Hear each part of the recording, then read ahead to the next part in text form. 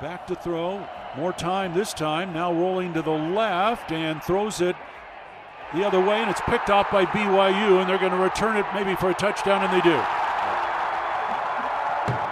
Well, that'll just add to the misery. Yeah. Isaiah Glasker, linebacker, picked that off in traffic. His feet just kind of threw it up for grabs, and Glasker got it and runs it in for a touchdown, makes it a 40-19 BYU lead.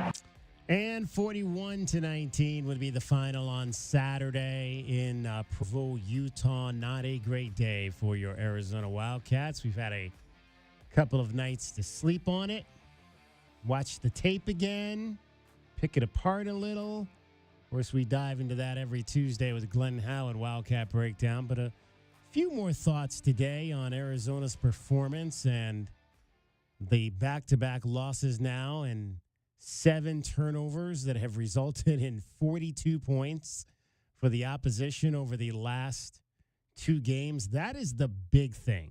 That is still the big thing. It was the big thing that stood out after the game on Saturday, and it's still the big thing.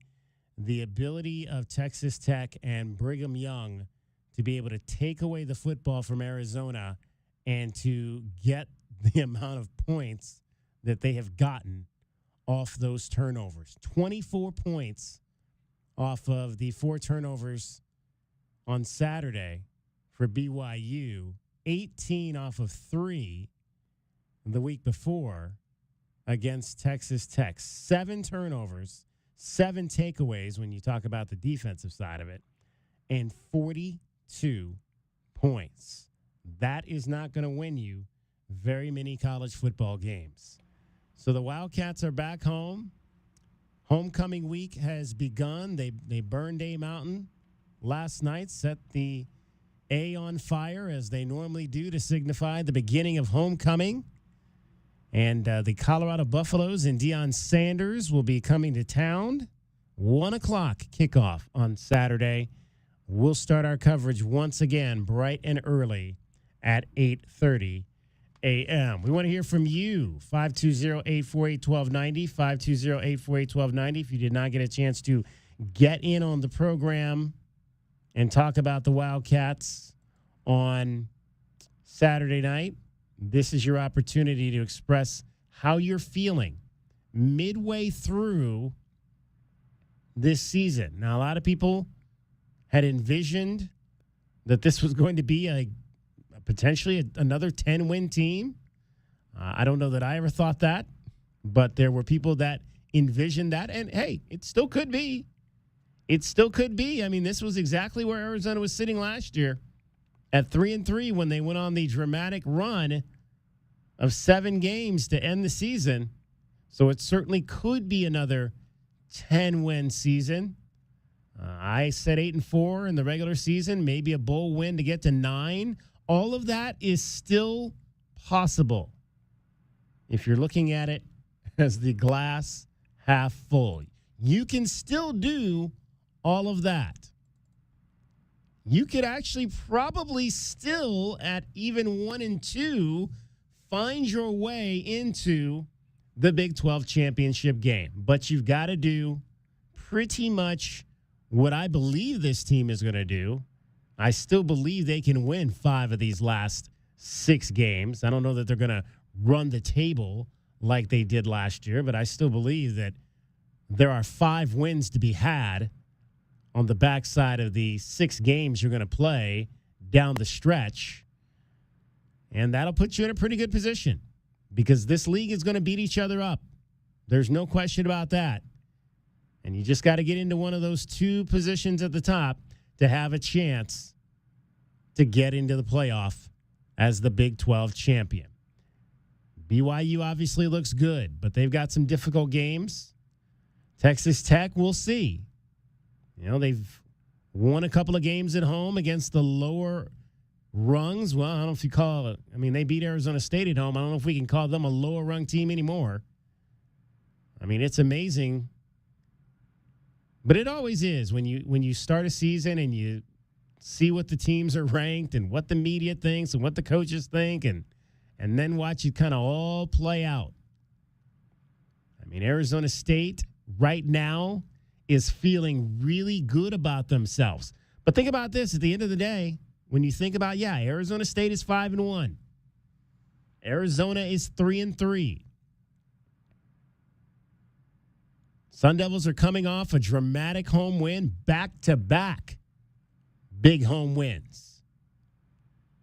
But at the end of the day, both these teams, U of A, ASU, lost to Texas Tech. Both these teams, Wildcats, Sun Devils, beat Utah. So they've kind of done some of the same things through the first 3 games of this schedule. The difference obviously being ASU beat a Kansas team at home, which continues to struggle. U of A had to go on the road and play a Kansas State team, which I might say now, we've seen Kansas State, we've seen BYU. Utah is not what we thought they were going to be. They've got quarterback issues. I would think Kansas State might be the favorite in the clubhouse right now for at least one of those 2 spots in the Big 12. The question is, who's going to be that other team? Have you taken a gander at the way the school up north finishes the season? I have not actually looked at their schedule. At Kansas State versus BYU Territorial Cup. That's their last 3 games. So we talk about the Arizona schedule being front-loaded. Yeah. I think it's the opposite for the school up north. Yeah, they've got some games. They've got some games down the stretch. Who else do they go on the road to? They got to play at Oklahoma State and at Cincinnati. Oh, well, yeah, that's not going to be, again, Oklahoma State is struggling, but you're not going to just walk in there and think that's easy. How about this week, DK? The school up north is playing at the Cincinnati Bearcats.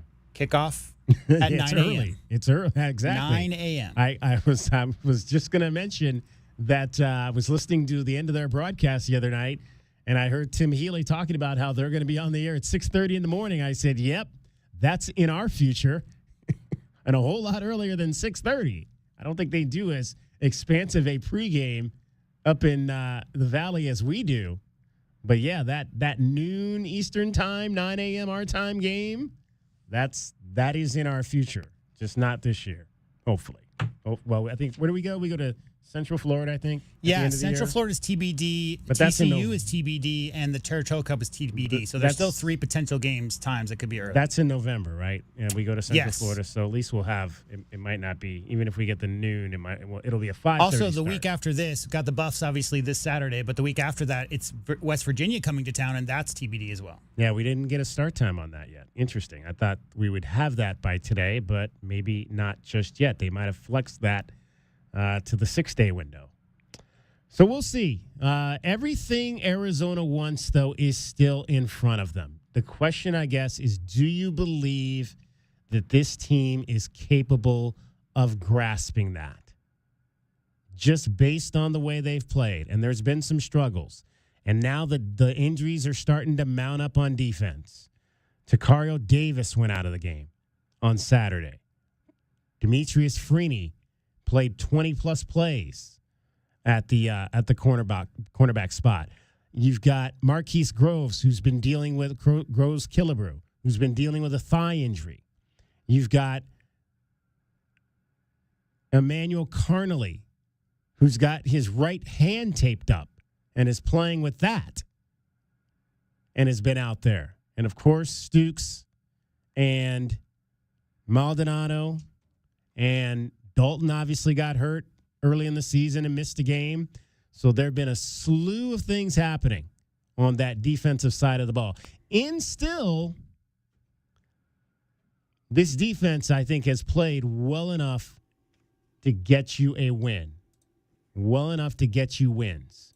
But this offense still continues to not be able to get out of its own way. I mean, again, Saturday, that game was right there. It was right there.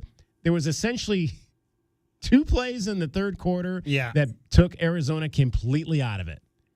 I mean, you talk about, the turnovers. DK obviously is the big story, but Manu goes out, third play of the game with the spearing, and he wasn't. So that's your team leader on defense. BYU was 4 for 11 on third downs, DK. Yeah. Without all those players you're talking about being missing. And in addition to your team leader on defense and your play caller on defense and the leading tackler last year in the Pac-12 conference missing the game because he only played 3 plays and then he was out for the rest of the game, still held BYU to 4 for 11 on third down. So the defense was fighting those 2 turnovers at the start of the second half that turned into a quick 10 points. I mean, that was tough to overcome. Yeah.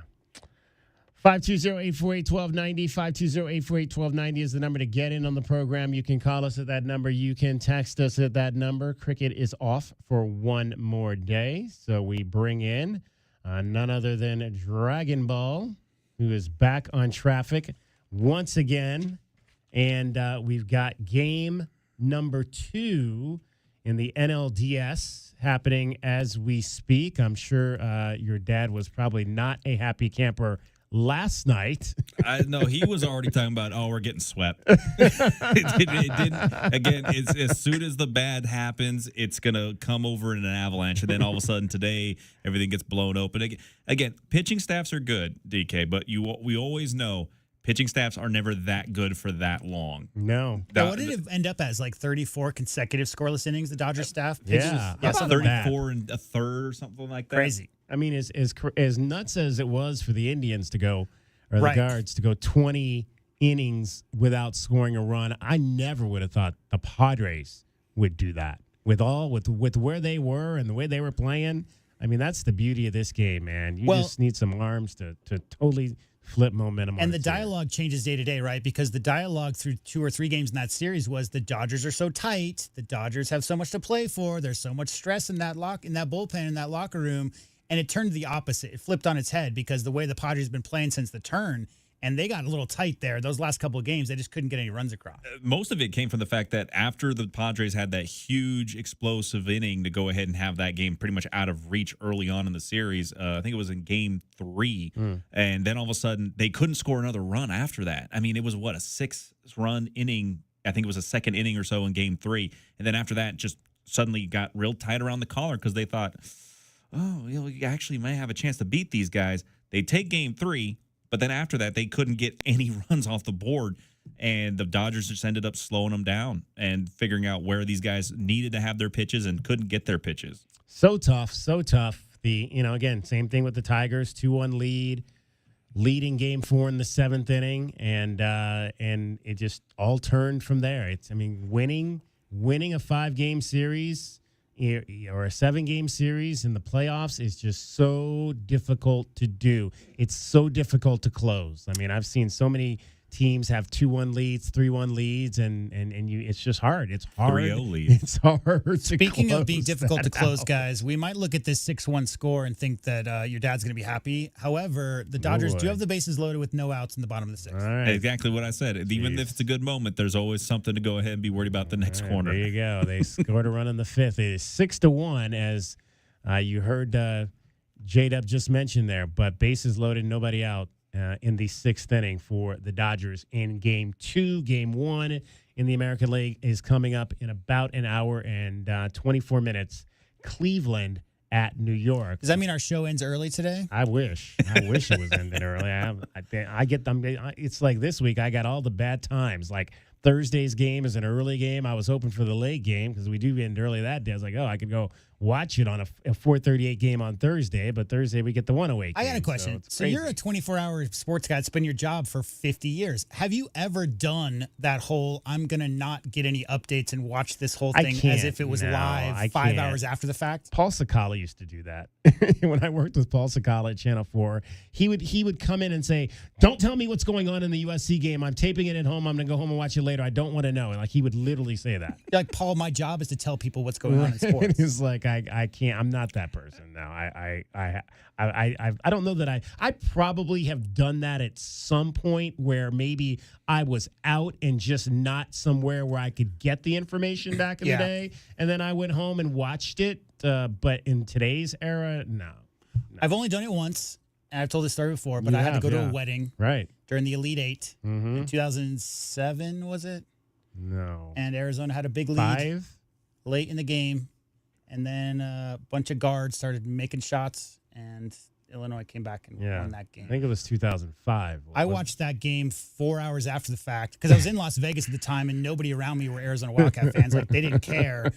So I was at a wedding the whole day, and then I, watched the game and skipped the commercials or whatever after the fact. And yeah, that was the first and only time I've ever watched a game after it had already completed. How about you, Dragon Ball? Have you ever done that? I have never done that. I did have one instance in my childhood. It was the AFC divisional playoff game that I missed between the Colts and the Steelers on their way to Super Bowl 40. I did not miss it because of anything in particular. I had been told that I needed to clean around the house and was not allowed to watch the game. Oh, wow. So that was the situation with that. Wait.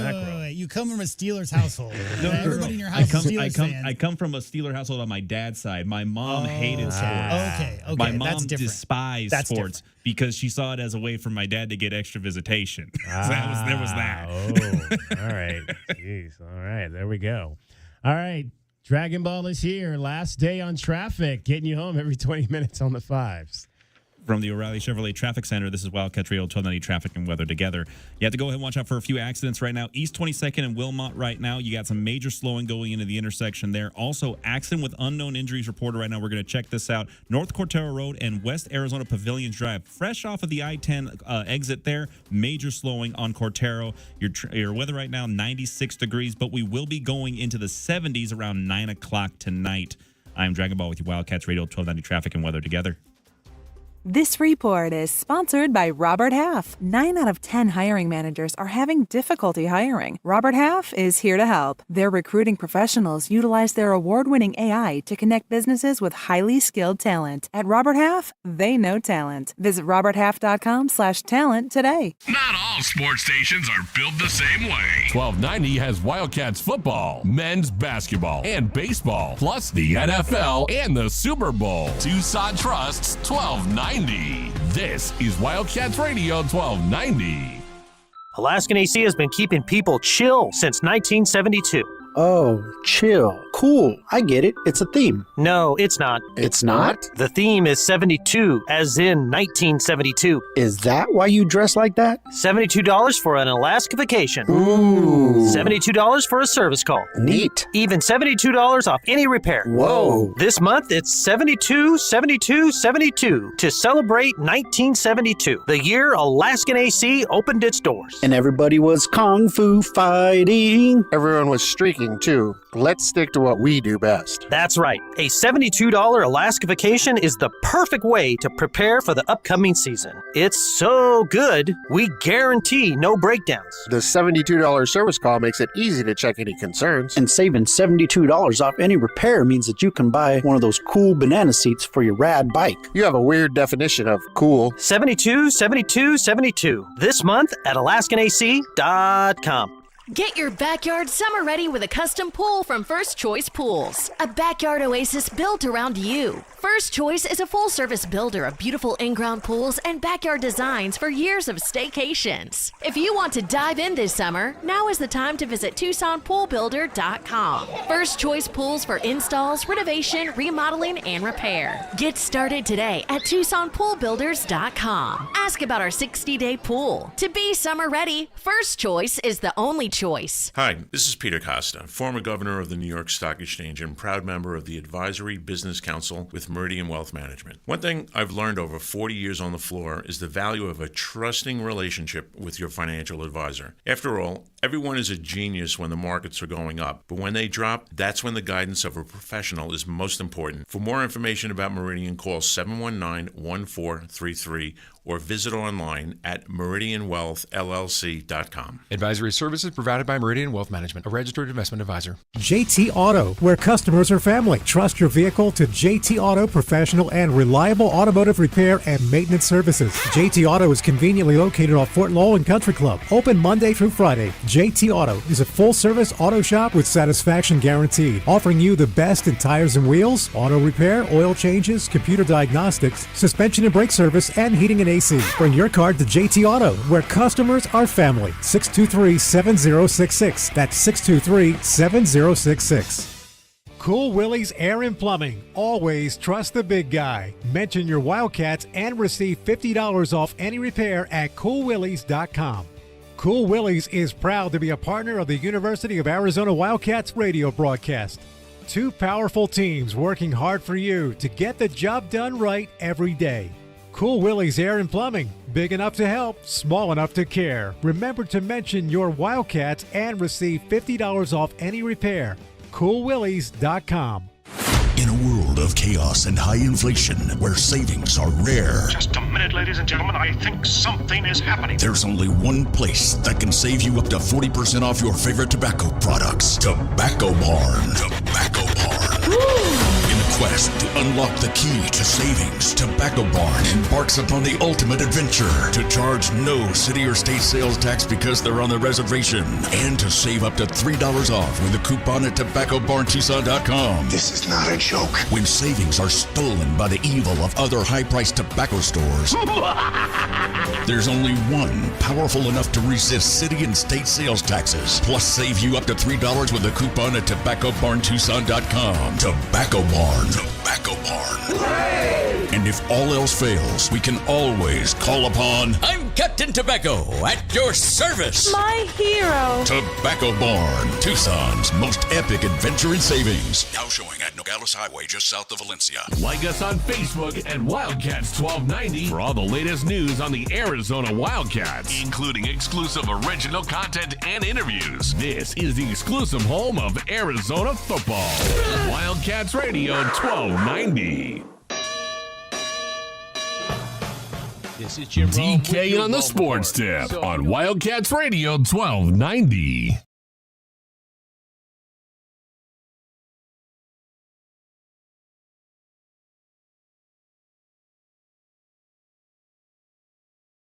Out here in the middle of these acres, it can feel like you're the only person on Earth. That's how it feels when you're struggling with your mental health. But you don't have to feel alone. Find more information at loveyourmindtoday.org. Brought to you by the Huntsman Mental Health Institute and the Ad Council. What I know about courage, I learned from my adoptive mom. She said sometimes you just gotta hold on and know we'll get through this. Mom, we are so high up. Hold my hand. No, you hold my hand. Here we go.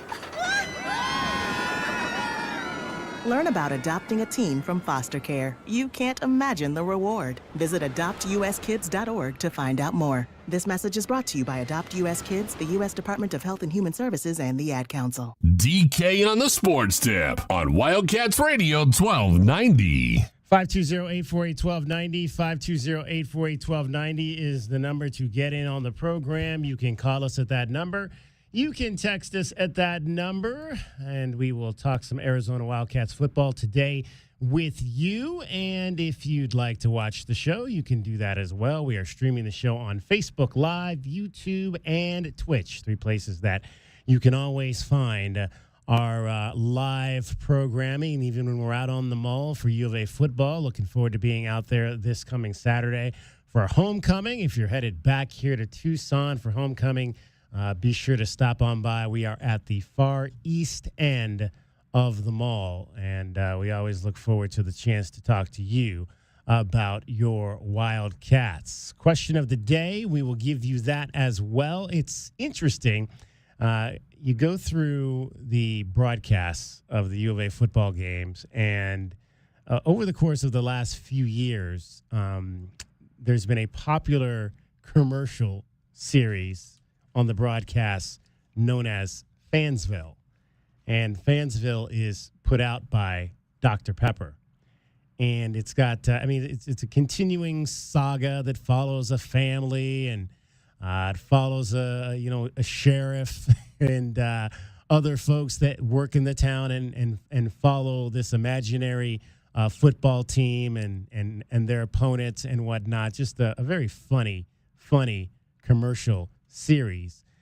And I mentioned again, it's the product is Dr. Pepper, which I've always found interesting because I've maybe once in my life actually drank Dr. Pepper. Like I probably tested it when I was a teenager or a preteen or something like that. But I grew up in a Pepsi family.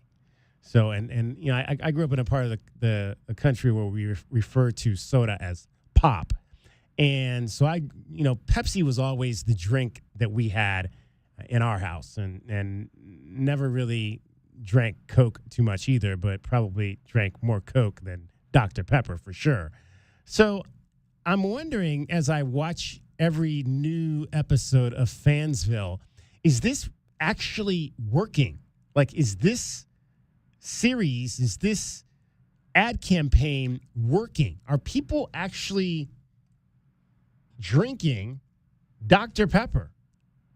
Because I'm not drinking Dr. Pepper. I mean, I love the commercials, but I'm not drinking Dr. Pepper. It's not like I'm watching these commercials and I say to myself, okay, I'm going to go out and buy me a 12-pack of Dr. Pepper now. Because I've never drank Dr. Pepper. Have you ever run out and bought something because of a commercial? I probably have. I'm sure I probably have bought something. I haven't, the other really good commercials are Progressive Insurance, but I don't have that. I probably should. Their home office is in Cleveland, so I probably should have Progressive Insurance, but I don't. I off the top of my head, I'm trying to think of something off the top of my head that I did go out and buy as a result of a commercial, and I'm not really thinking of anything. How about you? No, I mean, I drink Dr. Pepper, not specifically Dr. Pepper, but I drink something, DK, because I enjoy the flavor of said thing, right?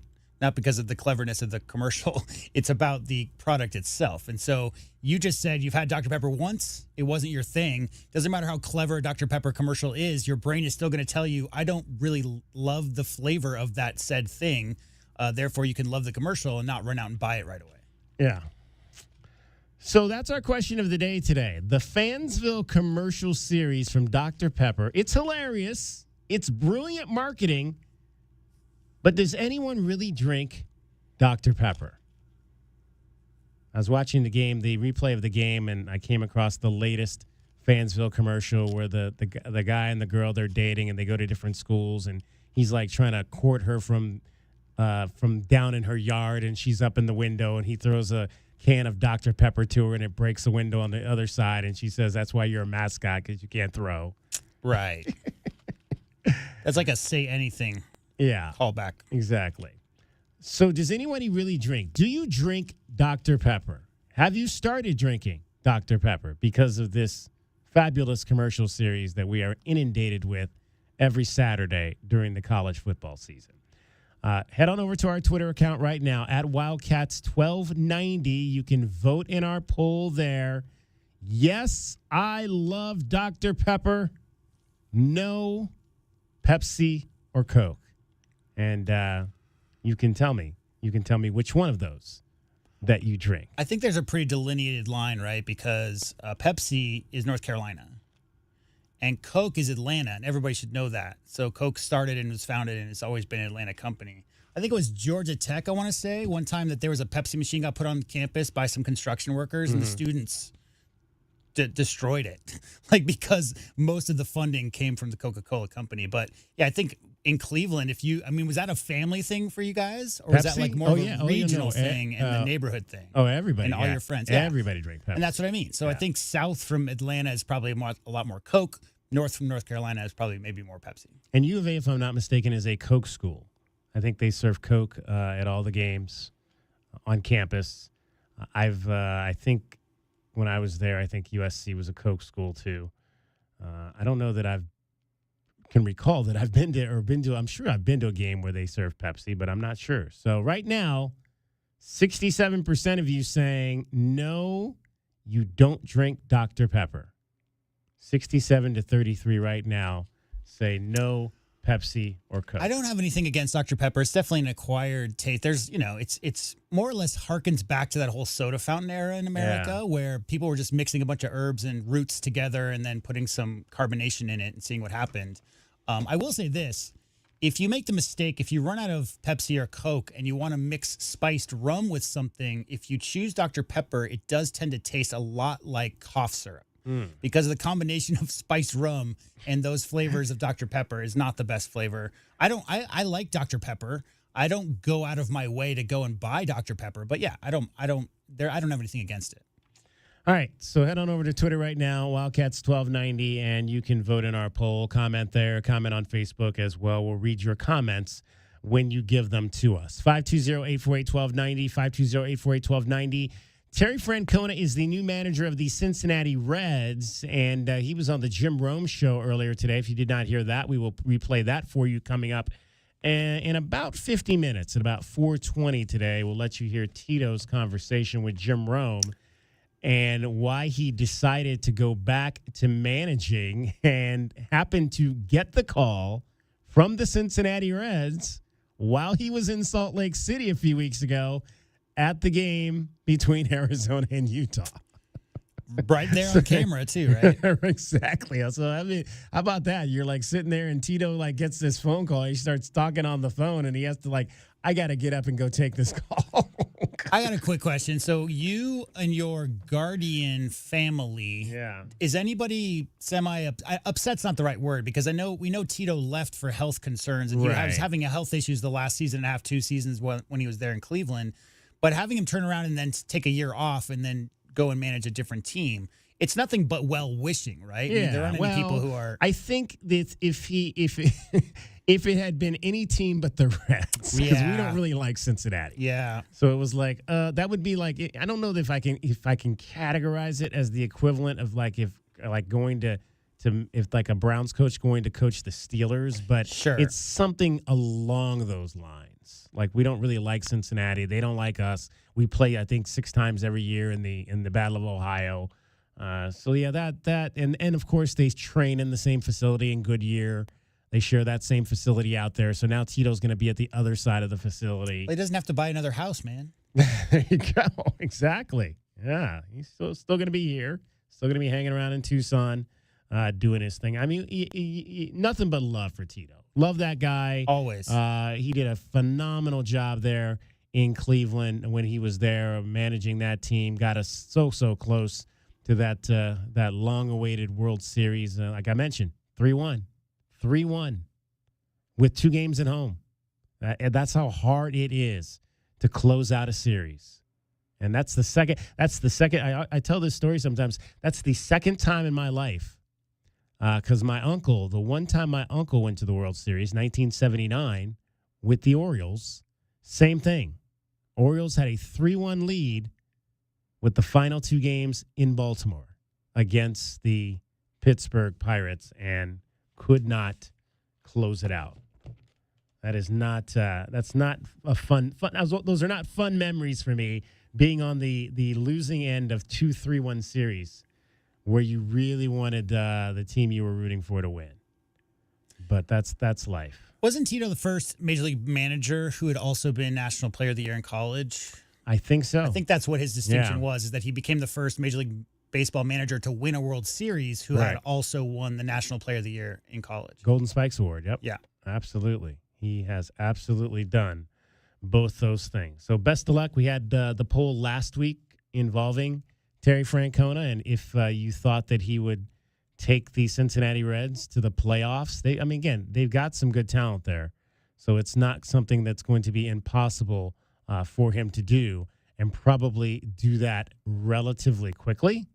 But we'll see. We'll see how it works out there. They have not. I was shocked. I think I heard Jim Rome say they haven't been to the postseason since 2012. I thought they'd been at least more recent than that. I didn't think it had been a 12-year drought for the Reds in the postseason, but apparently that's the case. Yeah, we had our poll last week. 100% of the voters said that Terry Francona will lead the Cincinnati Reds. So they were in the wild card series in 2020. Okay, I thought they're not counting that. They lost 2-0 to the Braves. All right. And prior to that, they were in the NL Division Series in 2012 versus the Giants. Yeah. Okay. Well, there you go. It's been one series in the last 12 years. Hate to hear Gary Pettis has been fired, the third base outfield coach by the Houston Astros. His long time in that role, his daughter went to the University of Arizona. I think she was on the volleyball team for about a year when I first got here, or shortly after I got here, late aughts, early 2010. So he had been with the Astros through obviously all of their runs, but let go after 10 seasons in Houston. It is DK on the Sports Tip. My name is David Kelly. We want to hear from you today, 520-848-1290. When we come back, I'm going to tell you some good news about the National Football League and you. How about that? It's not anything to do with the Cardinals. They stunk up the joint in Green Bay yesterday. Dragon Ball is getting you home every 20 minutes on the fives with your traffic and your weather. From the O'Reilly Chevrolet Traffic Center, this is Wildcats Radio 1290 Traffic and Weather Together. Incident over the INA and I-10 overpass area closer to Camino del Oeste as you approach the I-10, slowing on INA. Also, North Santa Rita Avenue and East 6th Street, we have a slowdown there with major slowing going on 6th Street towards that intersection. For your weather, we're currently in the mid-90s right now, going to be cooling down real well tonight, going into the mid-70s by 9. I'm Dragon Ball with your Wildcats Radio 1290 Traffic and Weather Together. This report is sponsored by Allstate. Some people just know you could save money on car insurance by checking Allstate first. Those people are probably saving a carload of cash right now. So what are you waiting for? Check Allstate first for a quote today. You're in good hands with Allstate.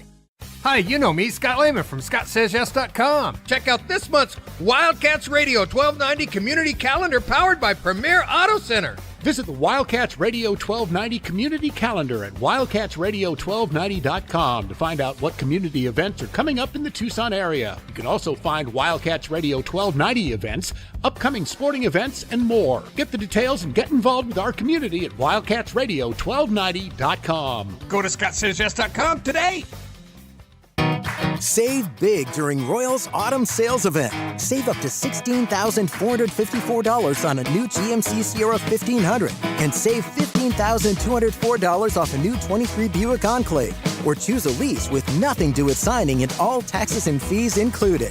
$273 a month leases the 24 Buick Encore for 36 months. Lease the 24 GMC Terrain for $299 a month for 39 months. Or lease the 24 GMC Sierra 1500 for $488 a month for 24 months. All leases with nothing due at signing and all taxes and fees included. See dealer for details. Leases through GM Financial. OAC mileage charge of 20 cents per mile over 10,000 miles per year. Sierra and Enclave OAC plus tax, title, license, dealer installed options, and $529 doc fee. G8016, B33476, B33857, G8420. Offers end 10/31/24. Save big now at Royal Buick GMC in the Tucson Auto Mall or RoyalTucson.com. All right, she's inside. Are you good? Yeah. It's just, she's my baby girl, you know? I do, and ceramic coating was a good choice. She's beautiful. Yep, I know. Recon Auto Detailing. Enhance or restore your baby to her former glory with paint recondition, ceramic coating, paint protection, tinting, and more for full protection of your vehicle inside and out. New cars, old cars, we love them all. Recon Auto Detailing, 3829 North Oracle Road, Tucson. ReconDetail.com. Did you miss the big game? We got you covered. And there were a lot of people who were not happy with the performance by the team. Longest current winning streak in the country. Won by double digits on a night they could not convert a third down. Yeah, holding two thoughts in your brain simultaneously that can both be true is tough for some people. Yes. You can both be disappointed in the third down conversion rate and also be supportive and overjoyed to see the head coach celebrate it. Both can be true. DK on the Sports Tip, 3 to 6 weekdays. Drivers who switch and save with Progressive could save hundreds, which could be life-changing. I mean, you could put that money towards concert tickets for your daughter to see that singer who sings about painful breakups. And one song will inspire your little beauty to break up with that beast she's dating, Brian. Instead, she'll date someone who's nice and worthy of her love, not someone who addresses you and your spouse as bro. And it's all because you could save money switching at Progressive.com. Progressive Casualty Insurance Company and Affiliates, not available in all states. A new era of chicken is here to stay, and it's not your parents' poultry. The Cantina Chicken menu from Taco Bell is slow roasted and perfectly seasoned. Take it tacoed up in a crispy white corn tortilla with cheese inside and out, or wrapped in a burrito with fresh purple cabbage and freshly prepared pico de gallo. However you like it, you'll never chicken the same way again. Get yours today at your nearest Taco Bell and join rewards to earn free food. Available at participating stores. Rewards points are earned on qualifying purchases. All items This is Jerome with a Sports Minute. How could Deshaun Watson be any worse than he is right now? And exactly what does this dude have to do to get benched? If Deshaun didn't show up, would they just cancel the game? Or would they finally let Jameis Winston on the field? I feel like if Deshaun passed out on the sideline, they would just throw a visor on his helmet and try the weekend at Bernie's thing and try to play through that way. I'm Jim Rome.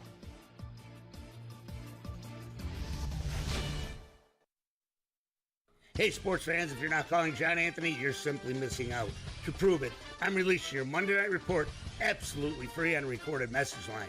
1-800-244-5506. Buffalo at New York tonight is going to be a monster game, and I've got the side and total. Buffalo, New York, confirmed analysis and special props. That's 5 big plays. John Anthony has you covered. I love to sweep the board. Call now to hear them free on recorded message. 1-800-244-5506. Information wins. John Anthony Sports, number 1 against the spread. Call 1-800-244-5506. If you want the information, I've got it.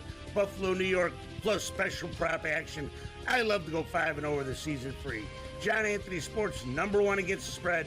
1-800-244-5506. That's 1-800-244-5506. Or go to johnanthonysports.com. Sponsored by JFSR Group.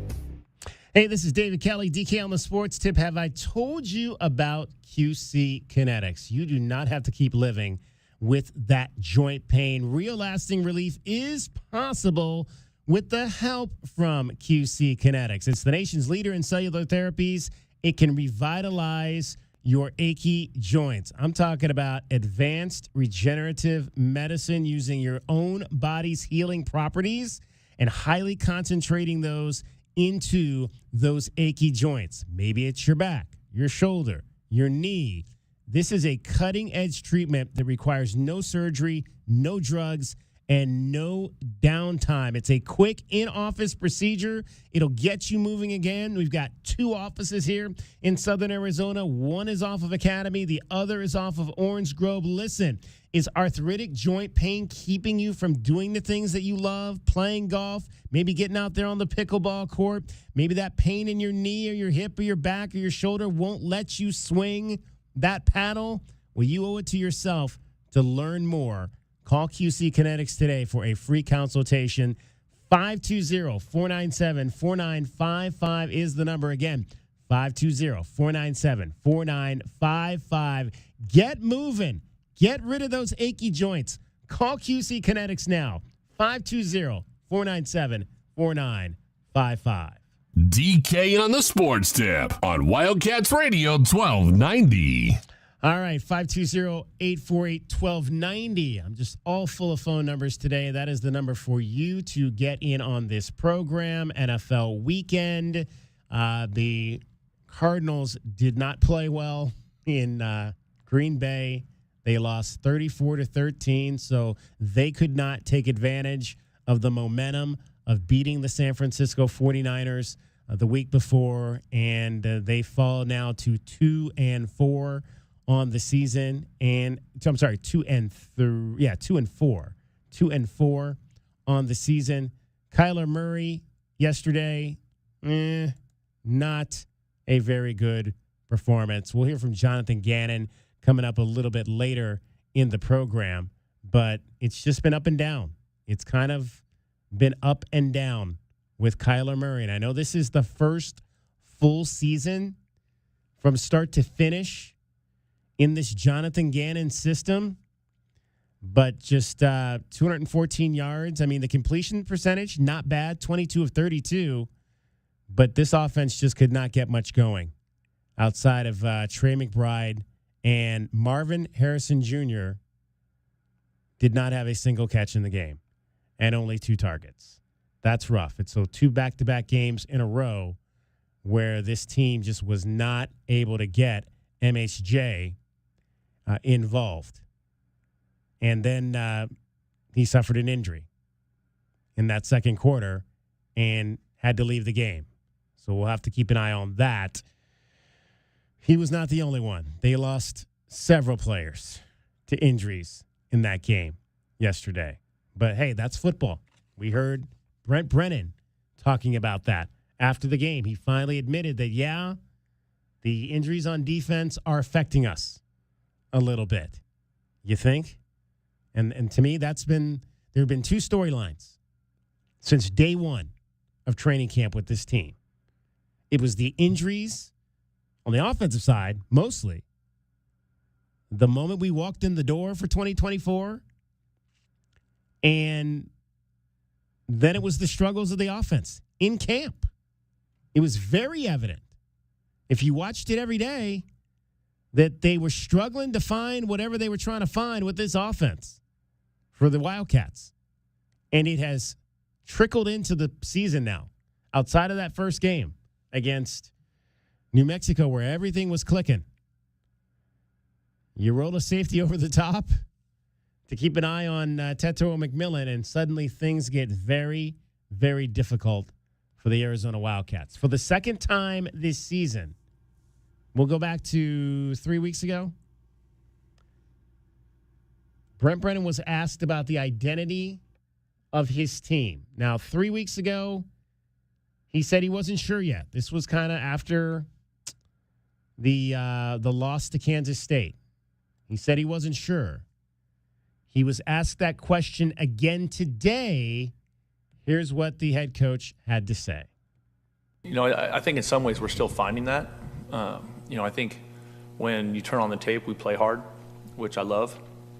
And I think that, if you don't have that, you're dead. So I like where we're at in terms of our effort. And I think, right now that's what we have to hang our hat on. When you were asked the identity question after Game 3, you kind of gave a similar answer, still trying to figure that out. There were some that heard that and thought, well, you should know after 3 games what the identity of this team is. Do you think at 6 games you should know what the identity of this team is? I don't know. I think, I would like to.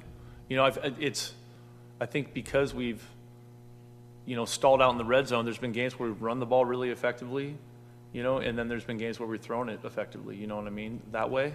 I think the players are playing their tails off. And I think any challenges that we're having in terms of getting the outcomes we desire is on the coaching staff. And we have to fix those things. Yeah, that is the head coach right there. Now, it's interesting because he had said at the beginning of his press conference that the one thing that he loves about this team is that they play hard. They continue to play hard for each other. And I think sometimes we get lost in the identity when we talk about what the identity of a team is. I think we get lost into, is this a running team? Is this a passing team?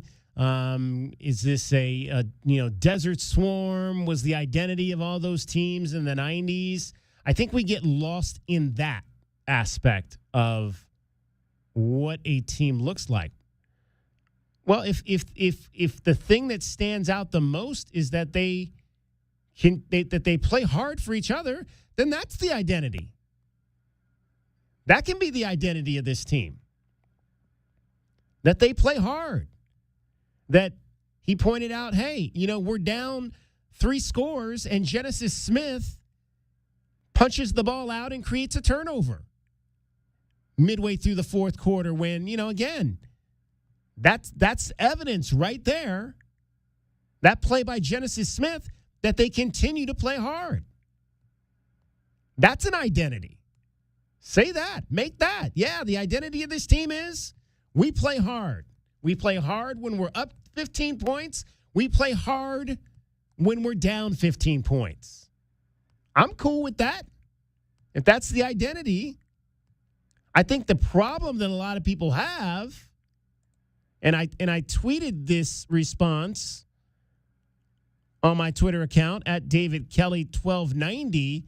I think the problem that people have is I don't know. I don't know what the identity of this team is. I don't know that that's what the answer that people want from their head coach. I think people want to know an answer to that question. And one of the responses I got when I put this up was, well, how do you not know after 6 games?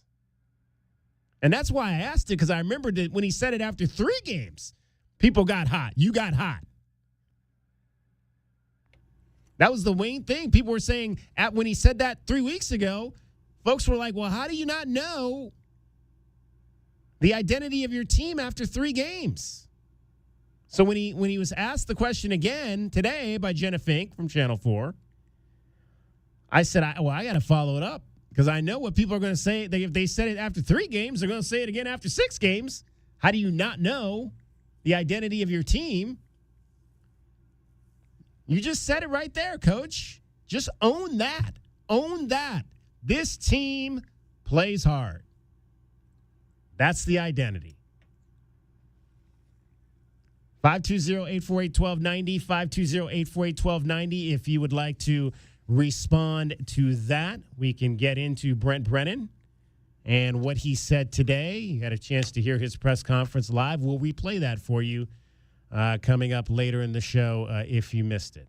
Any thoughts on what you heard there, J-Dub? I think what you said earlier in the show was you half expected this year's team to be 3-3, and there's a lot of football left to be played, and that their schedule is front-ended. I guess my question would be, what was the 2023 team's identity through 6 games? Because I don't know if they had found it yet. Then they went on the 7-game winning streak to end the year. Right? Mm-hmm. And a lot of that was on the back of Noah Fafita. I think you also said that they've had a litany of issues at the offensive line positions with injuries, and obviously the secondary right now. And then with Manu getting, kicked out of the game 3 plays in this last game against BYU, I think it's really, I agree with you. I think playing hard is an identity, and that's what the team is doing. That's what shows up on tape. Relative to if they're an offensive team, defensive team, I think that is TBD. Yeah, absolutely. 520-848-1290 is the number to get in on the program. This team plays hard. That's the identity right now. That's the identity. Now, that's a positive identity. Identities can be negative, too. One of the negative identities is that this team can't finish drives offensively. That's part of the identity as well. And they've got to begin to start to do that. The third down numbers were great. Yeah, 11 of 19. Yeah, really good versus BYU. They had multiple drives over 10 plays. You just got to, that 2nd and 1, and you'll hear, I asked Brent about that. You'll hear that as well later. That 2nd and 1 they had and couldn't get that, those 3 plays. They had the third, I think they had 2nd and goal from the 3, and they couldn't, and they had to settle for a field goal. That's disappointing there as well. Let's before we get to the top of the hour, let's hear from Mike. You are on DK on the Sports Tip, Wildcats Radio 1290. Hi, guys. So when he responded with he doesn't know the team yet, the next is it going to take? Mike, you dropped out. You dropped out there. Repeat what you said. You kind of dropped out just as you were making your point. My response was, he said he doesn't know the team yet.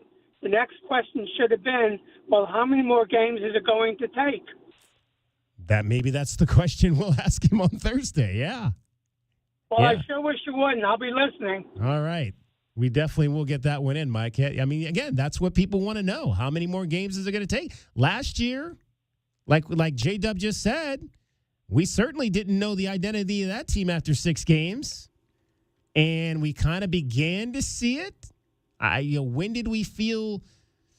What was the first game of that run? I think the Washington State game was the first. Well, the triple overtime game. USC game is what they always point to, right? Like how close they were against the Heisman Trophy winner from the previous year, and how well they played in that game was the momentum builder towards the finish of the season. Yeah, but it started to come together. You started to see some things. It was the play of Noah. It was the emergence of the defense. The fight, the fight. The never, ever giving up. That was what I remember for that last 7 games of the season, DK. It didn't matter if they got down. They were still in every single game. Well, yeah. And unfortunately, obviously, the 2 games that they've lost this year have been big losses. But again, that doesn't necessarily mean that they're not playing hard in those games. And I think you can point to plays like that one he brought up today, Genesis Smith punching the ball out late, creating a turnover. You can point to plays like that where they're still playing at a high level, but maybe not getting the result that they want. All right, DK on the sports tip. Much more coming up in the 4 o'clock hour. Terry Francona on Jim Rome. We'll let you hear Brent Brennan. We'll also recap everything that happened this weekend. Hockey started for the Tucson Roadrunners. They were on the road. They'll be back home this weekend for their home opener. And a whole lot more in store for you on that as well. You are listening to Wildcats Radio 1290. From the O'Reilly Chevrolet Traffic Center, this is Wildcats Radio 1290 Traffic. Again, we have a reminder of the road work that's taking place on Roger Road between Oracle and Romero Road. This includes sidewalk and crosswalk work, as well as lighting improvements, ramp construction, and landscaping. Crews will be out working on that site till spring of 2025 on the weekdays from about 6 a.m. to 4 p.m. Expect to see them clearing out here at the top of the hour. Still in the mid-90s, but we're cooling down to the 70s here tonight. I'm Dragon Ball with your Wildcats Radio 1290 traffic and weather together. This report is sponsored by ChumbaCasino.com. With over 100 online casino-style games, Chumba Casino is your go-to destination for nonstop entertainment. Play for fun and play for free at ChumbaCasino.com. No purchase necessary. VGW Group. Void or prohibited by law. See terms and conditions. 18+. 1290 has earned the right to be named after the Arizona Wildcats. That's why we grind harder than anyone else in Tucson to cover the Cats. 1290 is the home of the Wildcats. We are Wildcats Radio 1290. The Window Depot has everything you need to create the kitchen or bathroom of your dreams. Browse the aisles of in-stock cabinets available in a variety of sizes and configurations and instantly elevate your space today. Visit a showroom and let our experts guide you. Whether you're choosing from ready-to-go designs or creating a custom masterpiece, we can help you select the perfect wood type, color, and style. And top it off with unique hardware to complete your look. Find a location near you at thewindowdepot.com. The Window Depot. More than a window store. Hi, this is Tim Couch, retired NFL quarterback for the Cleveland Browns, partner at Meridian Wealth Management, and proud member of Meridian's Tucson Advisory Business Council. It's my favorite time of year, college football season. I've always been a proud Wildcat. As our firm has grown in Tucson with Ruben and Natalie Fernandez, I now cheer on 2 Wildcats every year. My alma mater of Kentucky, of course, and our U of A Cats. Here's to a great football season, and go Cats. Advisory services provided by Meridian Wealth Management, a registered investment advisor. The Wildcats play here. This is your home of Arizona Wildcats football, men's basketball, and baseball. This is the home of the Wildcats. You're listening to Wildcats Radio 1290. Hey, what you reading, Marty? Just about the sheriff's race. I like Heather Lappin. She has served nearly 20 years in the sheriff's department and will decrease crime by increasing patrols. I know Heather. She was on the news fighting for reform. Yeah, Heather Lappin is endorsed by nearly every local law enforcement group. What about her opponent? Chris Nanos' office was investigated regarding a sexual assault case. Also the misuse of funds. Nanos sounds like bad news. I'm voting for Heather Lappin for sheriff. Political ad paid for by Heather Lappin for sheriff. Authorized by Heather Lappin. Sponsored by Progressive Insurance. Looking for a career you'll love with flexibility, great pay and benefits, and one of the country's top workplaces? Come join our growing team. Go to progressive.com/careers and apply online today. KCUB Tucson, a Cumulus media station. We are the sports station that Tucson turns to for all the latest news when it comes to Arizona men's basketball, along with all the play-by-play action. We are Wildcats Radio 1290. Live from the CNWT. Wait, what's the CNWT? Central Northwest Tucson. Duh. It's DK on the Sports Tip with your host, David Kelly. Radio. Just when I thought I was out, they drug me back in. Featuring J.W. Madden. Don't tell me about flip-flops, man. I'm a native. David Amata. Hey, that's Dragon Ball to you. And Cricket getting you home with traffic and weather. Camp on Melt Lemon, not in the left lane on the freeway. Here we go! And now, a man who has not one, but 3 first names, David Scott Kelly. Hour number 2 of the program coming to you from the CNWT. We'll talk to you today, 520-848-1290, 520-848-1290. Terry Francona coming up for 20. He was on with Jim Rome. We'll have the head coach of your Arizona Wildcats. If you missed the full press conference, we'll replay that for you in its entirety coming up as well later in the show. We've got Monday Night Football tonight. It is the Bills and the Jets from New York. And I've got a BetQL 5-star play on this one tonight before we get to it. 5:15 is kickoff. We don't carry the Monday night games here because we have the Brent Brennan Coaches Show coming up for you. That'll be at 6:05. You can hear it live right here. You can also see the program over at the Union Public House. So get on over there for that, for Coach and Brian Jeffries, and there's usually always a guest or two. Bills and Jets tonight. Your BetQL 5-star play is to take the over in this game, which is right now, depending on your Desert Diamond Casino board, the over right now, over-under in this game is 41. So take the over on tonight's game between the Bills and the Jets. We did pretty good with our 5-star plays this weekend. We went 4-2, courtesy of the suggestions of the fine folks over at BetQL. We had Purdue and Illinois. That was a barn burner in the Big Ten. Purdue has not been playing well. They have not been able to score any points. Well, they found their offense in Champaign to the tune of 49. They still lost. 50-49 was the final in that game Saturday between Purdue and Illinois. The play on that one was the over at 49.5. I think that was really over at 99. That game came in. So that was one of our 5-star Again, plays. we talked about this the first couple weeks. When you have a computer-based system that's pulling stats into its equations to figure out what the lines are going to be, 5th and 6th weeks of the college football season, DK, those overs and under numbers, having seen what the Purdue defense looks like, right, over the course of the first 5 weeks, are much closer to being true, other than prognostications over the offseason maneuvers and who they've added to the roster, that whole thing. That was our only win on the college side. Actually, the 2 losses we took were on the college side. Pitt minus 3.5 over Cal. That game came in at 2 as the Panthers won 17-15 over the Golden Bears. And the other play was UNLV minus 19.5 over Utah State. UNLV put up 50 and won, but they won by just 16. 50-34. So that game came in as a loser. All 3 of our NFL games came in as winners this week. The Bengals minus 3 over the Giants. Cincinnati won that game 17-7. The Ravens over the Commanders by 6.5.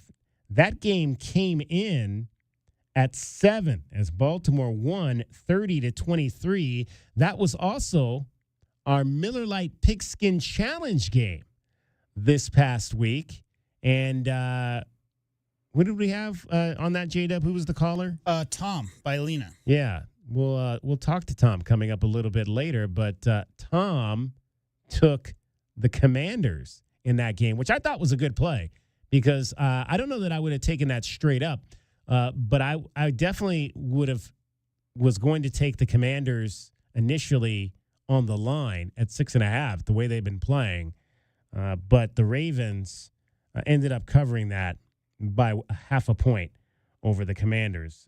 And so because Tom Bailina took the Commanders and they lost that game, next week, or this week, I should say, this Thursday, our Miller Lite Pigskin Challenge is going to be worth $100.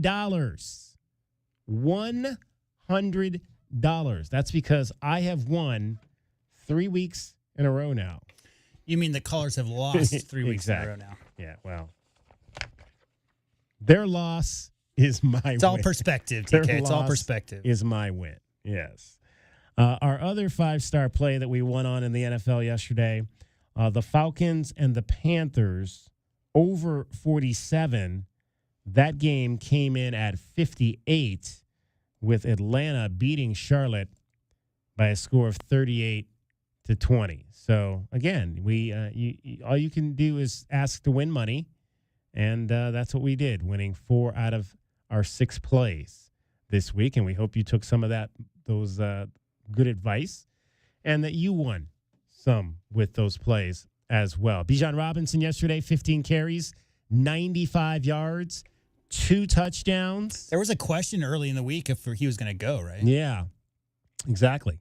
For Bijan, he also had 3 catches for 10 yards, so another 100-yard plus all-purpose performance for Bijan Robinson out of South Point Catholic High School, and that's good to see. You want to see him starting to roll up some touchdowns. He had a 7-yard touchdown run and a 5-yard touchdown run in that ball game as the Falcons win it by 18 over the hapless Carolina Panthers. They're now 4-2, so they're off to a pretty decent start, 4-2 on the season. Cardinals, we mentioned, they lost 34 to 14. Let's go ahead and why don't we talk a little bit about the Cardinals right now, J-Dub? Let's find out what happened there yesterday. Arizona Cardinals football. The most complete coverage of your Bird Gang is right here on Wildcats Radio 1290. 34-13 was the final at Lambeau Field. First time Kyler Murray had ever visited Lambeau Field to play a game. He finished 22 of 32, 214 yards. He had 1 touchdown. He did not throw an interception, and he was not sacked at all yesterday. It was tough running the football, just 89 yards on the ground for the Cardinals, and Jordan Love was just electric. So both Kyler Murray and Jordan Love finished the game 22 of 32. And Jordan Love did not necessarily throw for that many yards. He had 258 to Kyler's 214. But he did throw 4 touchdown passes in the game.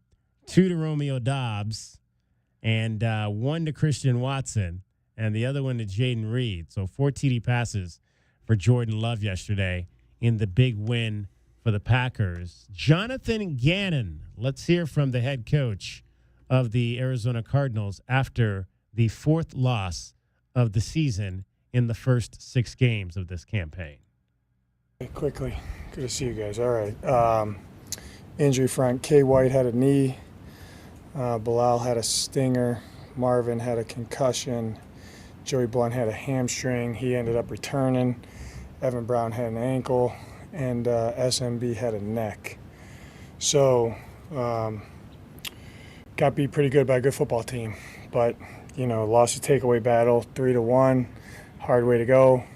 A lot of penalties. I don't know how many, but a lot of penalties. So we didn't play clean enough all 3 phases and lost a good football team. So, like the way they competed, we just didn't compete smart enough today. Where we came out and they scored on the first drive there, and then I think we went 3 and out, and they scored again, and we might have went 3 and out or had it moving at some point. But, we'll take a look at it. You know what I mean? I thought they were juiced up, ready to go. Again, just didn't play clean enough. We definitely got to start faster there, though. I mean, the run game, we didn't really get that going. I think we had some chances in known pass to convert some of those, but takes all 11, so we got to coach it up better. They got us a couple times with the snap count, which that can happen. We got to do a better job there. They call what they call, but so we'll look at those. There'll be teaching moments for us. We haven't had a lot up until this point, but there's obviously a breakdown of what we're doing. So we got to play with better technique and make better decisions and focus a little bit better. That's a good football team, and we got to play better all 3 phases to give ourselves a chance to win, So, that's what we'll do tomorrow. We'll look at it, all 3 phases. Hey, this is where the breakdowns were. This is what needs to happen to give ourselves a chance to win a game, because you spot a good team, that many points, just hard to get back in the game. We gained some momentum at certain points, but they did enough to kind of, trump that momentum. And get it back on their side. So we can't play in a hole like that versus really good teams. It's too hard to overcome. You know what I mean? Our guys, I don't know what we cut it to there. I think 24-13, somewhere in the 3rd, right, Greg? I don't know.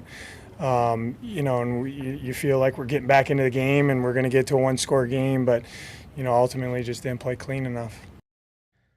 All right, that's Jonathan Gannon after the game yesterday. This is a critical part of the Birds' schedule coming up because we mentioned they had 3 straight home games, literally right off the bat, weeks 2, 3, and 4.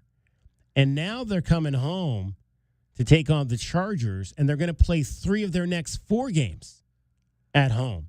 So after the Jets on November the 2nd, they've got just 2 home games after that down the stretch. So they need to write this pretty quickly. They'll get the Chargers this coming Sunday, and then I believe they've got the Monday night game. Well, that's later down the road.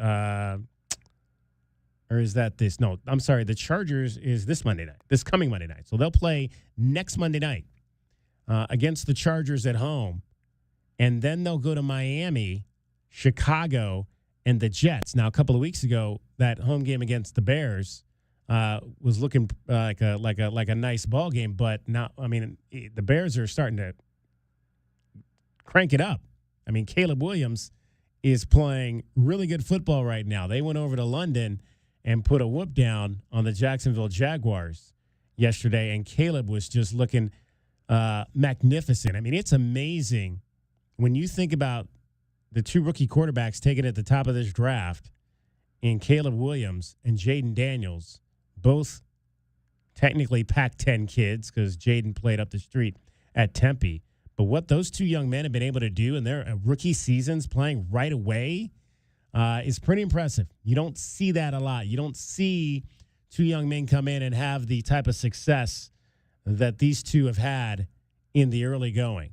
And Caleb is starting to crank it up, and Jaden's been cranking it up all year. Took the L yesterday, obviously, in Baltimore, but still had that team in a position to win for most of that game. So the Cardinals, again, favorable schedule: Chargers, Dolphins, Bears, Jets. Those are your next 4 games going into a late, and then you get the bye. So you got 4 of those 4 games going into the bye week. A nice 4-game winning streak to get to 6-4 heading into the bye, with Seattle on the other side on the road, which has traditionally always been a tough place to play. But, you could be quickly looking at being on top of this NFC West because nobody's running away with it. San Francisco, 3-3. Seattle, they went up there and crushed Seattle. So, you're 1 game out, 6 games in at 2-4. So it's not a bad place to be in right now for Arizona with a favorable part of the schedule. But again, you got to come out of these 4 games looking pretty good. I mean, 3-1 minimum. 3-1 minimum because you got to play all those road games down the stretch. Do you know David Kelly, who is currently leading the NFL in passing yards? I'll take a wild guess that it is Sam Darnold. Geno Smith. Wow. Okay. Of your Seattle Seahawks, leading the NFL in passing yards. My Seattle Seahawks. All right. I meant it more of the proverbial yours. Anybody out there listening who's a Seattle fan. Right. Exactly. I would not have had that. I think we'd have some pretty good money if we had taken that on the. We talked preseason, right? On the BetQL. The question preseason was Patrick Mahomes leading the NFL in touchdown passes? Yeah, who's leading that? Who's on that? The top of that right now. Let's see. The touchdown pass leader currently is Baker Mayfield. Baker Mayfield. Your Baker Mayfield. Oh, well, yeah. Mm-hmm. Don't say that too loud around my people. They 15 touchdouns and to 5 interceptions. How about and they put up like a 50 spot. Yep. Yesterday. I mean, that was a weird game. That was a weird game. Tampa Bay, I think, was up 17-0 right away. And then the Saints scored all 27 of their points in the second quarter. And then just went to sleep after halftime. And the Buccaneers retook control of the game. So it was like first quarter, Tampa Bay, second quarter, pretty much all New Orleans, and then second half, it was basically the Buccaneers show. That was like Provo. Yeah. I mean, it was 14-7 at halftime. You look up, and it was, 24-7? Yeah. In like a minute? Yeah, exactly. I mean, and that's rough. We always talk about turnovers. You can't turn the ball over, and you can't turn it over and in situations where you give the other team such tremendously short fields. I mean, you gave them a 9, you turn it over, they get the ball on the 9, BYU, and they punch it right in. You turn it over again, and then you were lucky. I mean, the defense stood and forced them to a field goal. But later in the game, you throw a pick 6, so that's immediate points off that. You just cannot give up scores like they've been giving up scores after these turnovers. And a lot of that, some of that is on Noah. I mean, Noah throws a lot of those lob screens. And because, again, you're talking about if you want to look at where Noah's size hurts him, it's right there in that instance. That interception. That instance right there, because he threw several of those lob screens in that game, and you keep saying one time somebody's going to get a hand on one of those, and it's going to be a disaster. And we saw it the first play of the second half. Yeah, I've seen a lot of guys who are maybe of shorter stature throw that, and what they do is Patrick Mahomes does this all the time. He's 6'1", 6'2". Yeah, but he'll give the pump fake. So on that throw, Noah was backpedaling and threw it, and the lineman reached up and literally got a fingertip on it. Right. And he did not have that wasn't even a full palm or whatever. But I've seen a lot of modern quarterbacks in the NFL, especially because those linemen are coming so hard and fast, give a little pump right there, and then they get the lineman to jump a little early, give yourself a window to get it through. But that was just a great play by the defensive player as well. But Noah's got to give a little bit of a fake there, and then get that out to the screen. If it's there in the middle, DK, that's what you're asking for, right? You're asking for plays over the middle because those long sideline, it just takes too long to develop. Too many routes are going long. But at the same time, you have to find a way to get that window in without the lineman interfering with that pass. And we'll go over something else that happened in the game that I said after the game on Saturday. Got some clarification on that today at the press conference as well. We'll talk about that straight ahead. It's DK on the Sports Tip. Terry Francona was on with Jim Rome. We'll let you hear that as well.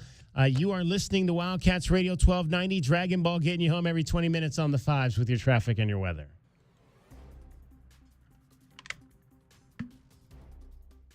From the O'Reilly Chevrolet Traffic Center, this is Wildcats Radio 1290 traffic. Major accident with injury at East Grant and North Alvernon Way. Try to avoid that. Slowdowns in all directions leading to the intersection there. Also, a crash on I-19 northbound. This is blocking the right lane near Ruby Road. Also, some slowdown on Old Tucson Road in the same spot. For your weather, we're finally in the mid-90s right now, but we're going to be cooling down to the 70s here once we get to 9 o'clock tonight.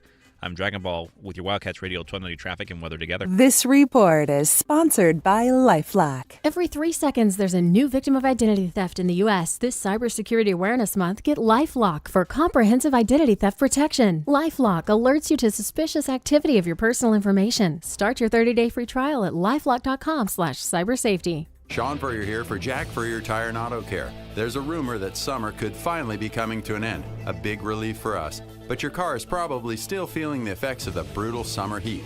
So now's the perfect time to stop by any of the 14 area Jack Furrier Tire and Auto Care locations for a complimentary check of your brakes, batteries, coolant levels, and wiper blades.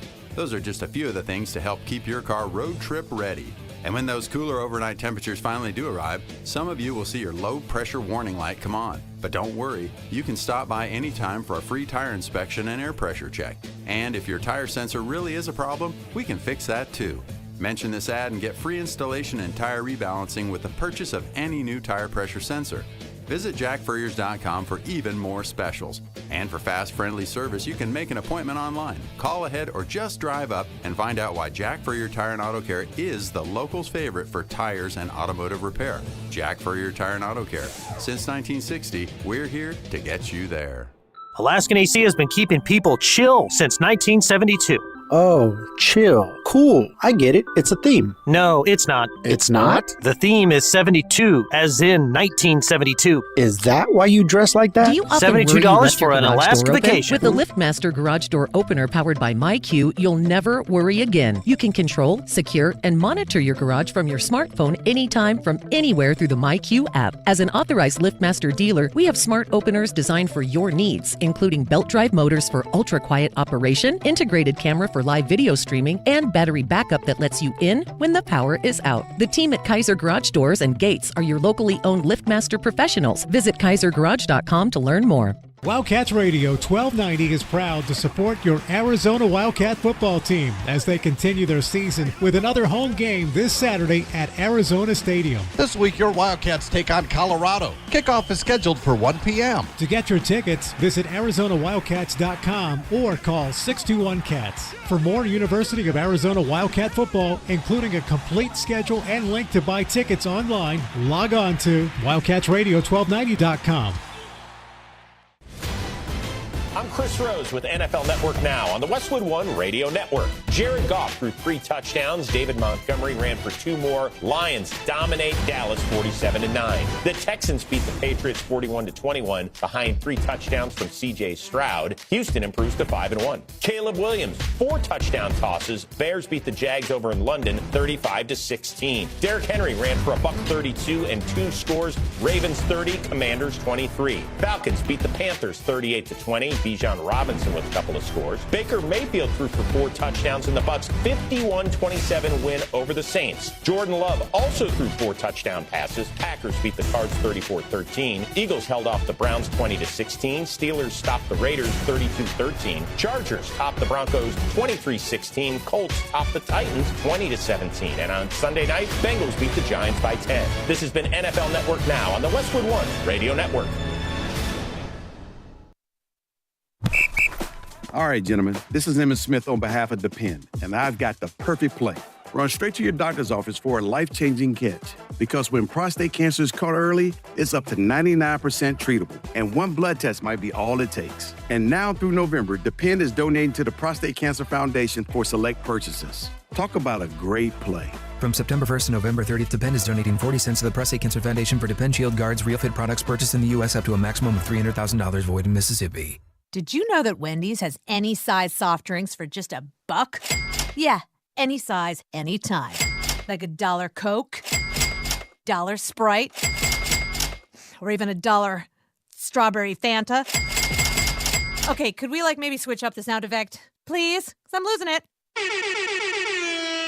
Wow, no, not that. Any size soft drink for just $1? Gotta be Wendy's. Limited time only. Price and participation may vary. A la carte only. Not valid in a combo. Exclusions apply. DK on the Sports Tip on Wildcats Radio 1290. 520-848-1290 is the number to get in on the program. You can call us at that number. You can text us at that number. Want to hear your thoughts on Arizona football? What's your mid-season report card?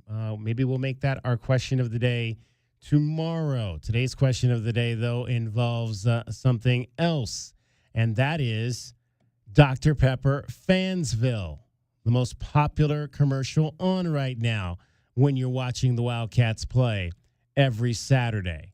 And are you drinking Dr. Pepper? Have you started drinking Dr. Pepper since that commercial series began? I think this is like the 4th season that they've been doing Fansville. Head on over to our Twitter page right now at Wildcats1290, and you can vote in our poll. Yes, I love Dr. Pepper. No, Pepsi or Coke. Right now, it's getting kind of close. 57% right now saying no, Pepsi or Coke. 57 to 43. I think it was in the 60s last time we checked. So a few more people saying that they do drink Dr. Pepper.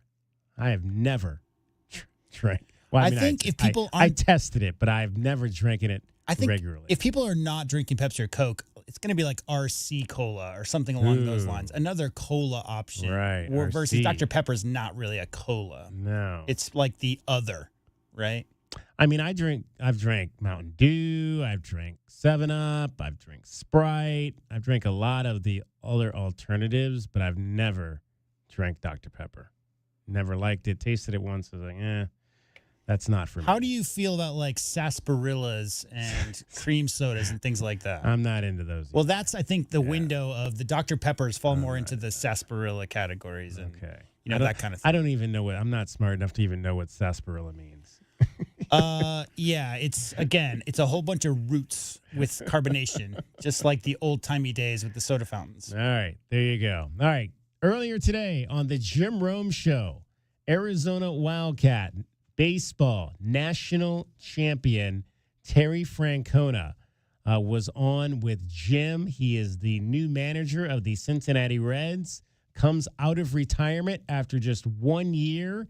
He was the skipper for my tribe for 11 years and then stepped away due to illness. He had a bunch of illnesses that he was dealing with, but apparently took that 1 year to get himself healthy, and he's rejuvenated and back in the dugout. And he talked to Jim Rome today about why he made the decision to come back to the Cincinnati Reds.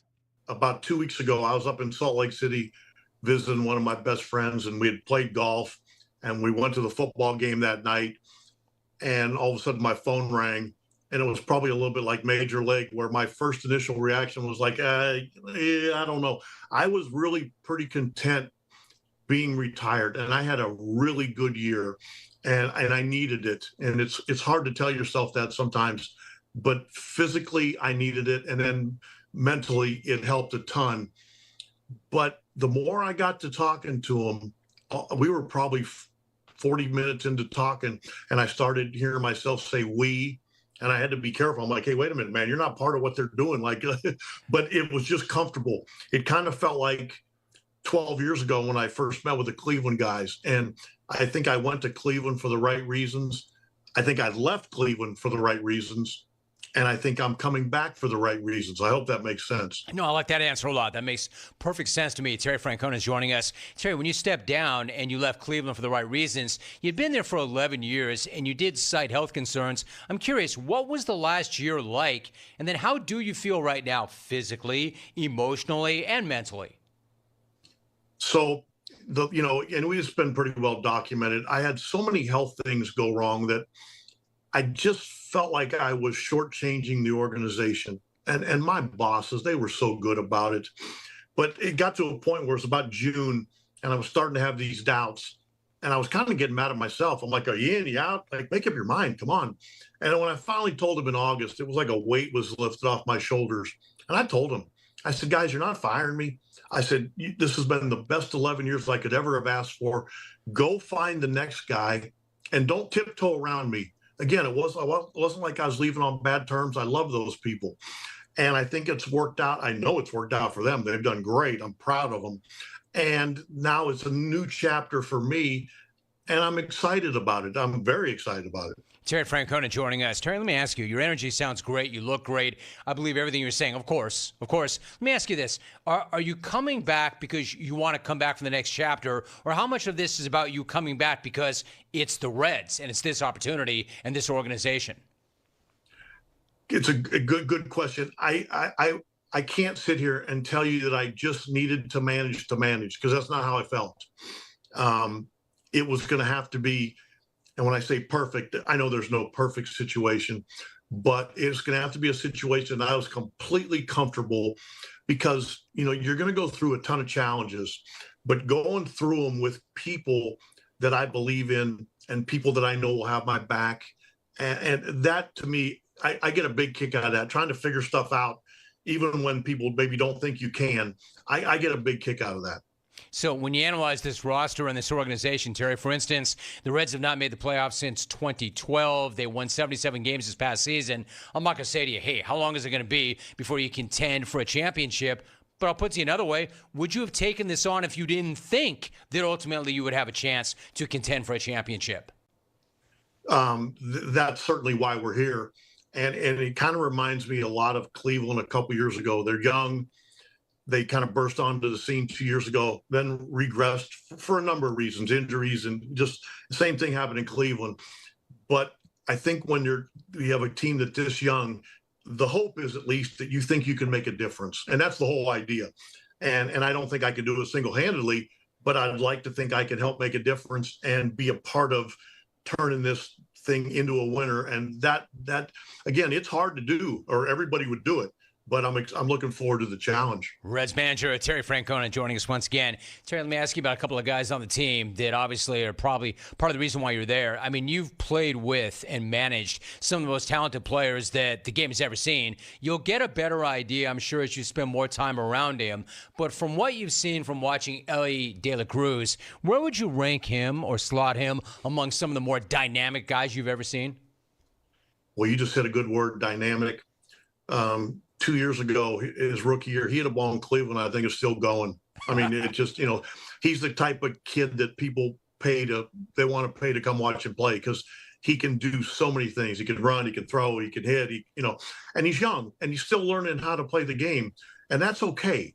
But again, that's where I hope that I can help. And, the idea is, you want guys to be aggressive, but you also want them to be intelligent. You don't want them looking over their shoulder, afraid to make a mistake. So there's a fine line there. But this is what we'll spend in spring training. You can bet we're going to spend a ton of time on this. So when the season does start, this young group is ready to go play the game appropriately. And by that, I mean like with respect and play the game right.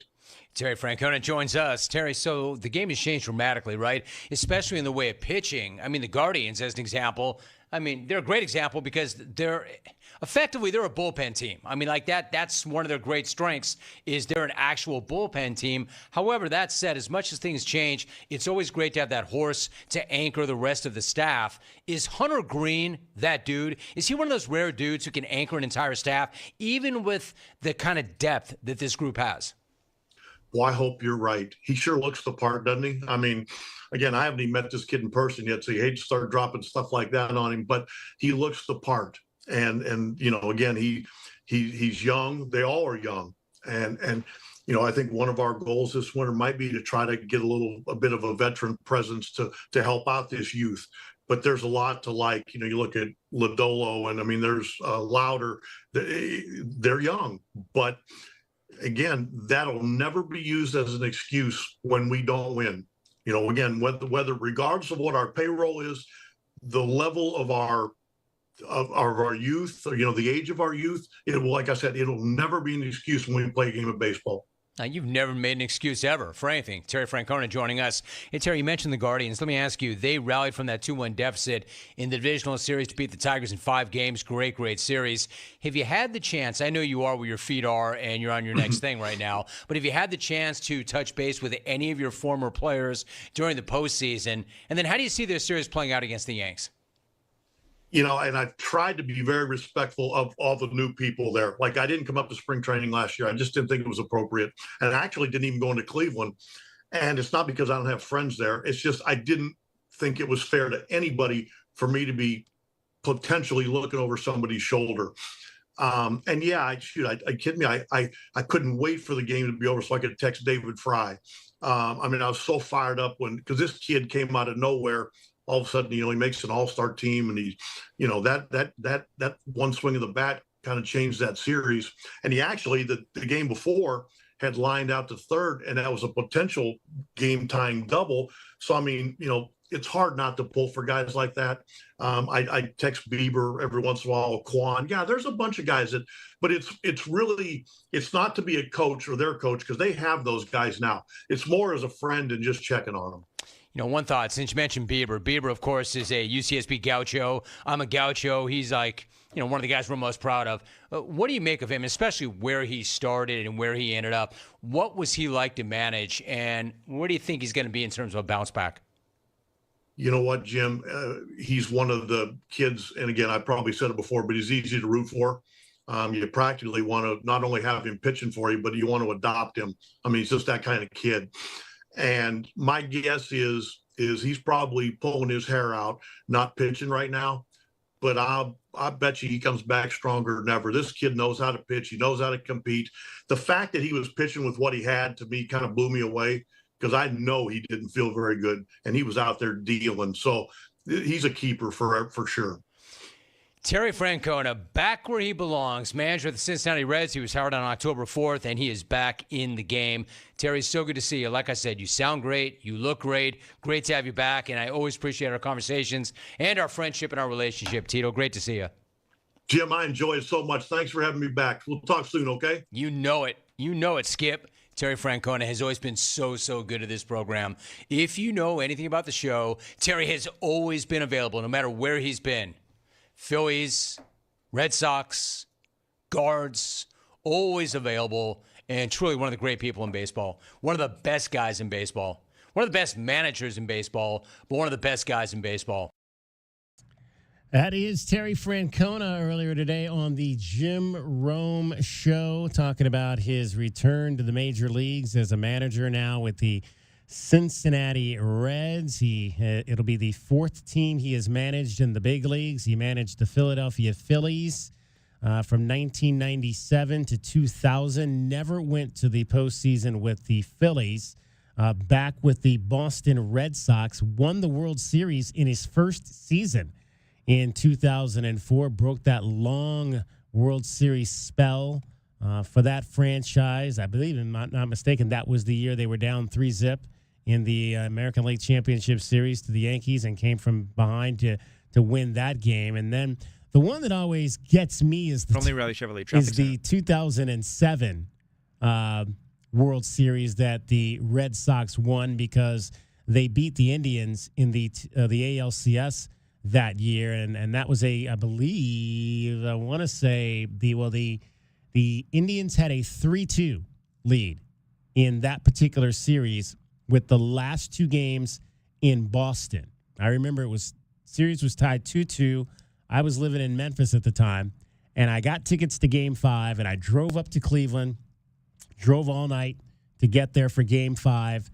CeCe Sabathia, I think, pitched a gem.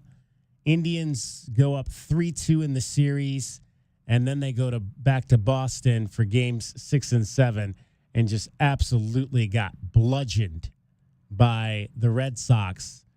And the Red Sox go to the World Series, and, of course, they sweep the Colorado Rockies, and we were just like, at that particular time was the Tribe's best chance, because you just felt like whoever made it out of the American League was going to beat the crap out of the Rockies, and that's what happened with Boston. Is Ellie De La Cruz the best leadoff man in baseball right now? Is he the best leadoff man? I'd like to say Stephen Kwan might be the best leadoff man in baseball, but I'll listen to a case for Ellie De La Cruz. I mean, he's young. He's only 24, right? Yeah. Oh, yeah. So at least Tito's got something to work with there. Yeah, I mean, I don't know if I want. I mean, he's so good. He's such a powerful hitter. Yeah, I don't know that I want him at the top of my order for the remainder of his career. I'd like to, at some point, have him batting third and fourth where he can drive in a bunch of runs, but we shall see how that all plays out. But best base stealer in the game right now. Yeah, no question about that. No question about that. All right, DK Sports Tip, much more straight ahead. You'll hear from Brent Brennan coming up in the 5 o'clock hour. We'll say about 5:20. We'll hear from the head coach of your Arizona Wildcats. If you missed his press conference earlier today, we will replay that for you as well. Dragon Ball getting you home every 20 minutes on the 5s with your traffic and your weather. From the O'Reilly Chevrolet Traffic Center, this is Wildcats Radio 1290 Traffic and Weather Together, sponsored by O'Reilly Chevrolet. We have a crash over at North Camino de la Tierra and West Mulberry Tree Lane. This is causing some major slowing in both directions of Camino de la Tierra, just north of the Greenfield School. For your weather right now, we're at about mid-90s still, and we're going to be cooling down to the 70s here once we get past the 9 o'clock hour. I'm Dragon Ball with your Wildcats Radio 1290 Traffic and Weather Together. It's time for our end of summer savings at O'Reilly Chevrolet, and we have a few EVs we'd like to tell you about, like the Blazer EV and Equinox EVS. You can almost feel the electricity in the air. O'Reilly Chevrolet. This report is sponsored by Big O Tires. It's the Fall into Savings sale event at Big O Tires. Save between $80 and $120 on 4 select in-stock tires with installation purchase. Hurry, sale ends November 3rd. Savings vary by brand. See BigOTires.com for details. Big O Tires, the team you trust. Join David Kelly for Bear Down Fridays this Friday at Illegal Pete's on University from 3 p.m. until 6 p.m. as we get ready for the Wildcats to take on Colorado at Arizona Stadium this Saturday. Sponsored by Corona for fans of the Fine Line, an official corporate sponsor of Arizona Athletics. Sean Furrier here for Jack Furrier Tire and Auto Care. There's a rumor that summer could finally be coming to an end, a big relief for us. But your car is probably still feeling the effects of the brutal summer heat. So now's the perfect time to stop by any of the 14 area Jack Furrier Tire and Auto Care locations for a complimentary check of your brakes, batteries, coolant levels, and wiper blades. Those are just a few of the things to help keep your car road trip ready. And when those cooler overnight temperatures finally do arrive, some of you will see your low pressure warning light come on. But don't worry, you can stop by anytime for a free tire inspection and air pressure check. And if your tire sensor really is a problem, we can fix that too. Mention this ad and get free installation and tire rebalancing with the purchase of any new tire pressure sensor. Visit jackfurriers.com for even more specials. And for fast, friendly service, you can make an appointment online. Call ahead or just drive up and find out why Jack Furrier Tire and Auto Care is the local's favorite for tires and automotive repair. Jack Furrier Tire and Auto Care. Since 1960, we're here to get you there. Online, on your phone with the Freedom 1400 app, on your smart speaker, or on the air. No matter how you listen, your evening news and commentary is on Freedom 1400 AM. Ben Shapiro brings his unique perspective from 6 to 7 p.m. But the left opposes that stuff. Followed by Guy Benson's insightful analysis from 7 to 10 p.m. Sometimes it might behoove you to listen. It's a lineup that's sure to keep you entertained and informed. Conservative talk for Tucson is Freedom 1400 AM. Mom, meet Sarah.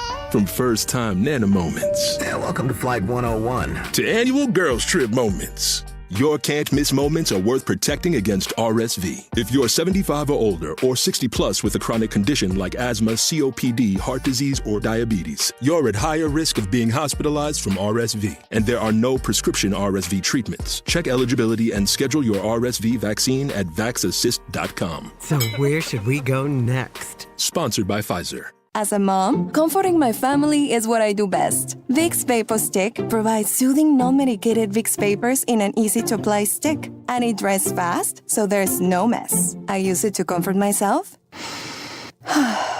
and my family. Thanks, Mom.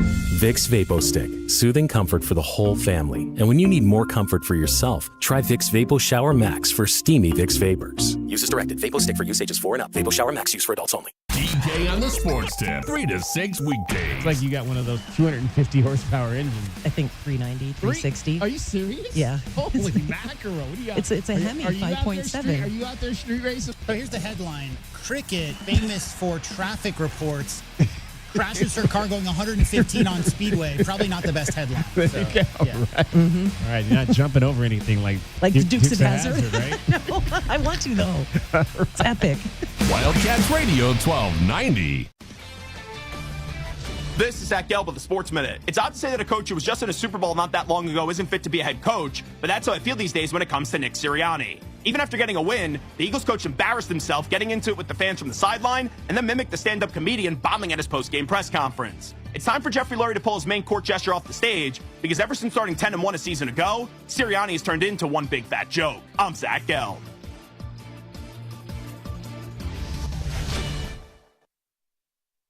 Hey, sports fans, if you're not calling John Anthony, you're simply missing out.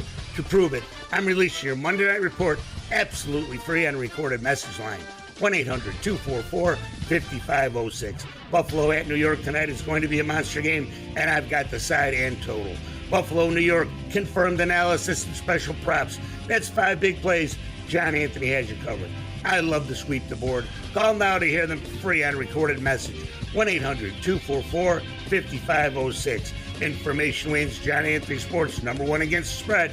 Call 1-800-244-5506. If you want the information, I've got it. Buffalo, New York, plus special prop action.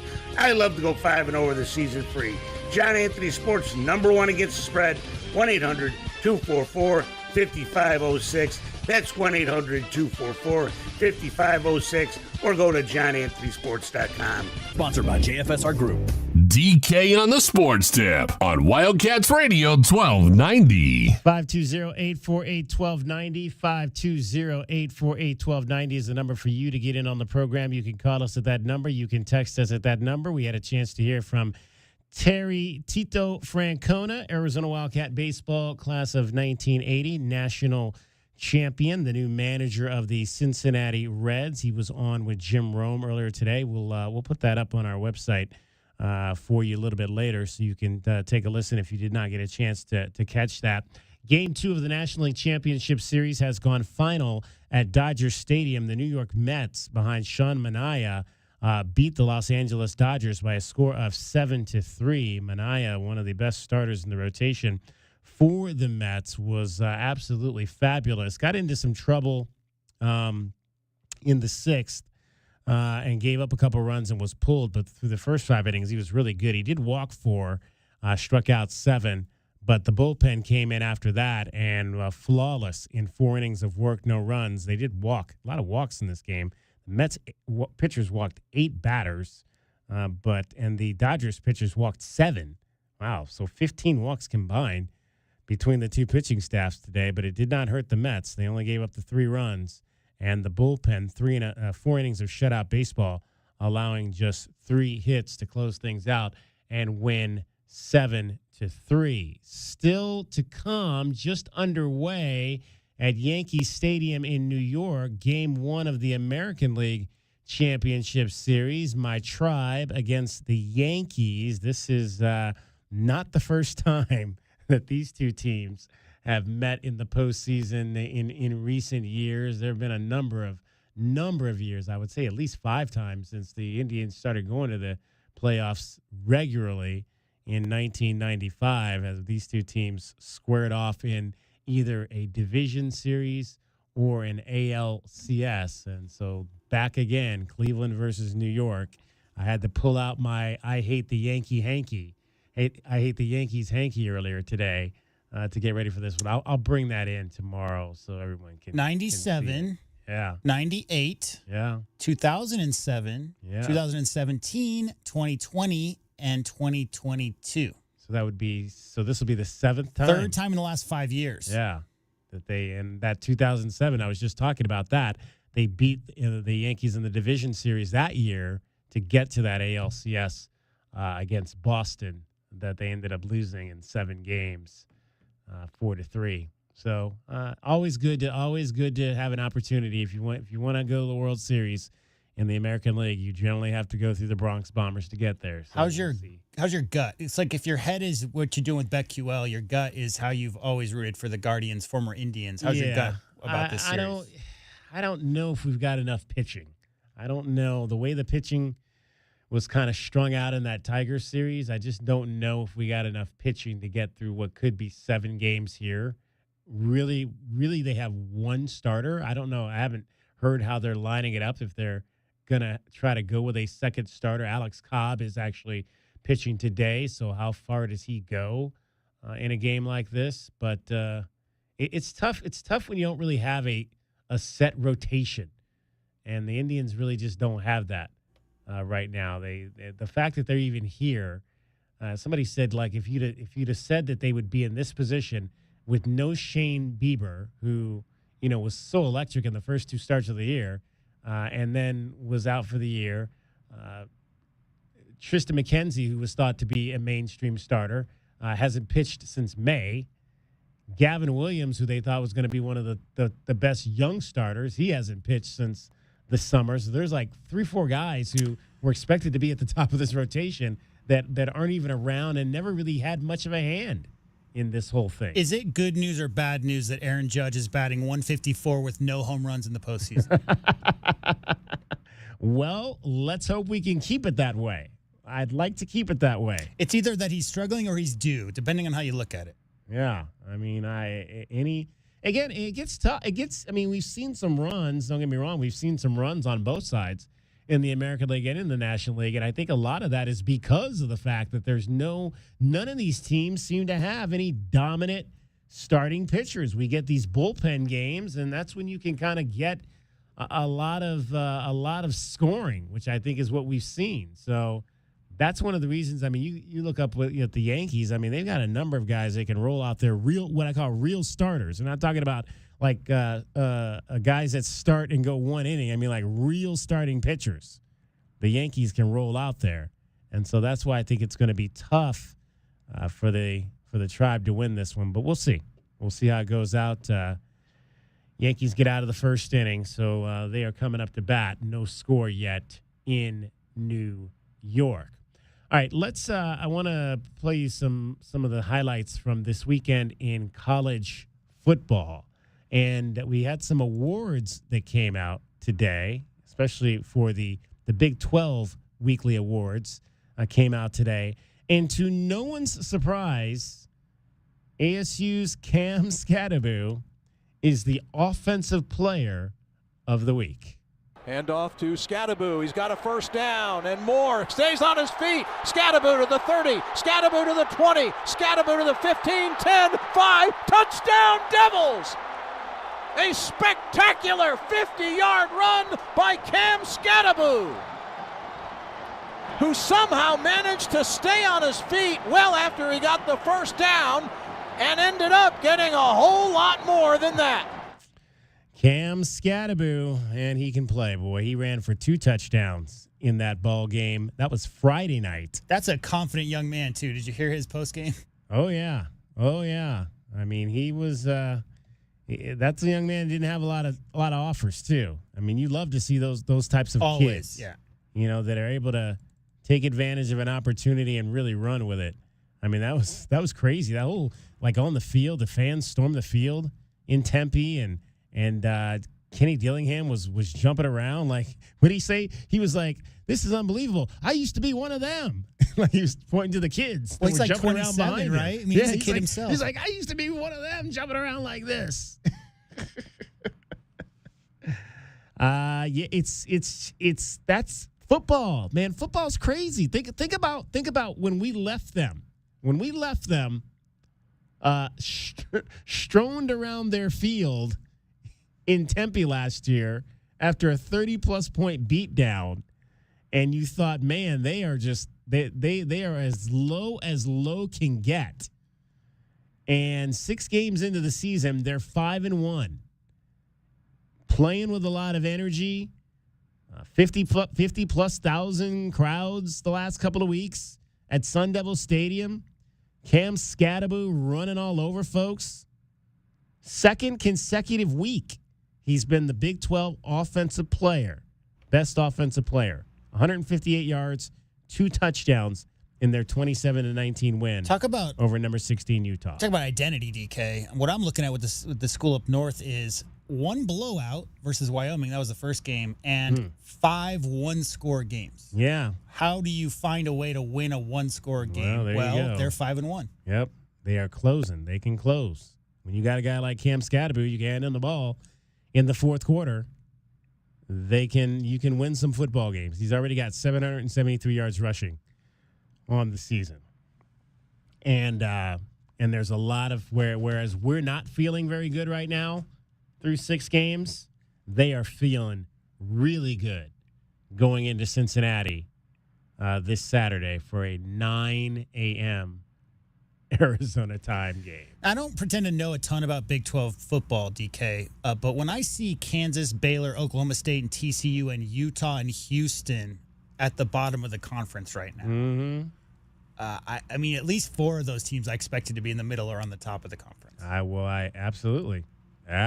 So just a really weird year overall, and I'll include ASU's 2-1 start. And like I said, I think Kansas State is the team to beat, and they went to Boulder and proved that they can win on the road. Johnson and company right back to work. Down 4, fourth quarter. There's the snap. Fake to the back. Avery wants to throw. Looking for Jace Brown. He's got it. Touchdown, Kansas State, and a flag down. A flag down for the Wildcats. Jace Brown scores. That came late in Boulder for a 3-point victory. How many wide receivers did they lose in that game? 4? Yeah. I know Hunter went out, but I believe at least 3, DK. That's gonna, and again, you always want to see the best players on the field, man. If Travis Hunter can't play this week, that's gonna be a real big disappointment because you want to. I mean, again, this is a generational kid. We have not seen a kid that can play both sides of the ball like this in such a long time. And for him to come in here and have an opportunity and the one-on-one battle. Last year, the one-on-one battle between him and T-Mac, and T-Mac got the best of him, had the great catches in the end zone. And to see those two go up against each other again, that alone would have been worth and hopefully will be worth the price of admission. So you certainly hope that Travis Hunter is able to go this Saturday here in Tucson, because that would be just a travesty not to be able to see Travis play this weekend. The big game of the day was number 2 Ohio State against number 3 Oregon. And what an ending to that one in Eugene. From the 9-yard line, a 19-yard field goal try. Sappington Steps it off and is ready. Snap, hold, kick, long, plenty, straight. Good! Sappington gives Oregon the lead back. 32-31 with a minute 47 remaining. Dylan Gabriel, 341 yards, 2 touchdowns. That's the Oregon Ducks radio network on Learfield. The Ducks win it 32-31 over Ohio State. There's talk that, they should have been the number 1 team in the country this week after beating number 2. Texas obviously went down to Dallas in the Old River rivalry, or the Red River rivalry, whatever they call it, those people call it, and beat Oklahoma. So Texas hangs on to the number 1 spot in both That's polls. a serious rivalry. That's a rivalry that had blood. That's why they call it the Red River rivalry. Yeah, whatever they call it.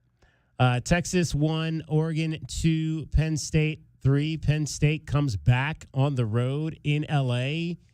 and stuns the Trojans. How's that going? How's that Lincoln Riley thing going in Los Angeles? That's what I thought. They were really excited to move across the country and play in cold weather states, DK. There you go. Well, you're getting frozen real quick. Ohio State 4, Georgia 5. There was some talk after Arizona State's win. People thought maybe they might be ranked. It did not happen.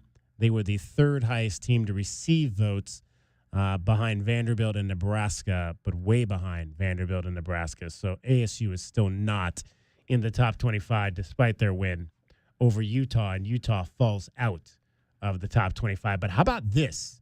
And I was listening to this on the way home. Number 23, Army, right, at 6-0. Number 25, Navy. Love to see it. At 5-0. How about that? Let's get an undefeated Army Navy game. I mean, one of those teams could be the group of 5 representative in the college football playoff. Still early, but man, that's great to see right there. That is great to see right there. Army and Navy, both in the top 25. Any school, DK, that doesn't give out athletic scholarships, right? That somehow finds a way to cobble any Ivy League school, any of the obviously academy schools that cobbles a way to get a team together that can be that competitive. It's just always great to see. Indeed. 520-848-1290. It's DK on the Sports Tip. We have much more coming up for you in the 5 o'clock hour. We'll let you hear from the head coach, Brent Brennan, what he had to say, talked about the identity of his team and more, what happened in the short yardage, 2nd and 1, could not get 2nd and 1. If you want to win football games at any level, you've got to be able to get 1 yard. Dragon Ball will get your traffic and all that good stuff. We'll talk to you in the 5 o'clock hour. You're listening to Wildcats Radio 1290. From the O'Reilly Chevrolet Traffic Center, this is Wildcats Radio 1290 Traffic and Weather Together. Reminder, you're going to see sidewalk work on Cortero Road west of the I-10 along Silverbow Road and Wade Road as well until October 30th. The traffic curb restrictions should be getting lifted, though, at about 5 p.m. Reminder also that the eastbound I-10 traffic will be using the frontage road between Ina and Ruthroff till late 2024.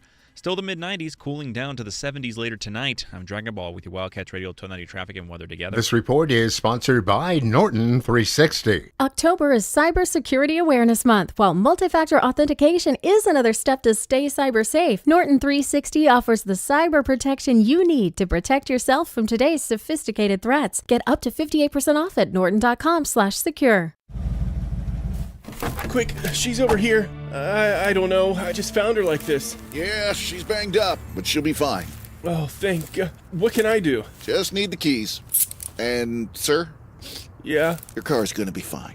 Thank you. Mobile detailing from Recon Auto Detailing. Tired of wear and tear on your vehicle or just tired of cleaning it yourself? We'll come to you. Book with us online and see why we have over 1,100 5-star reviews. Recon Auto Detailing. ReconDetail.com.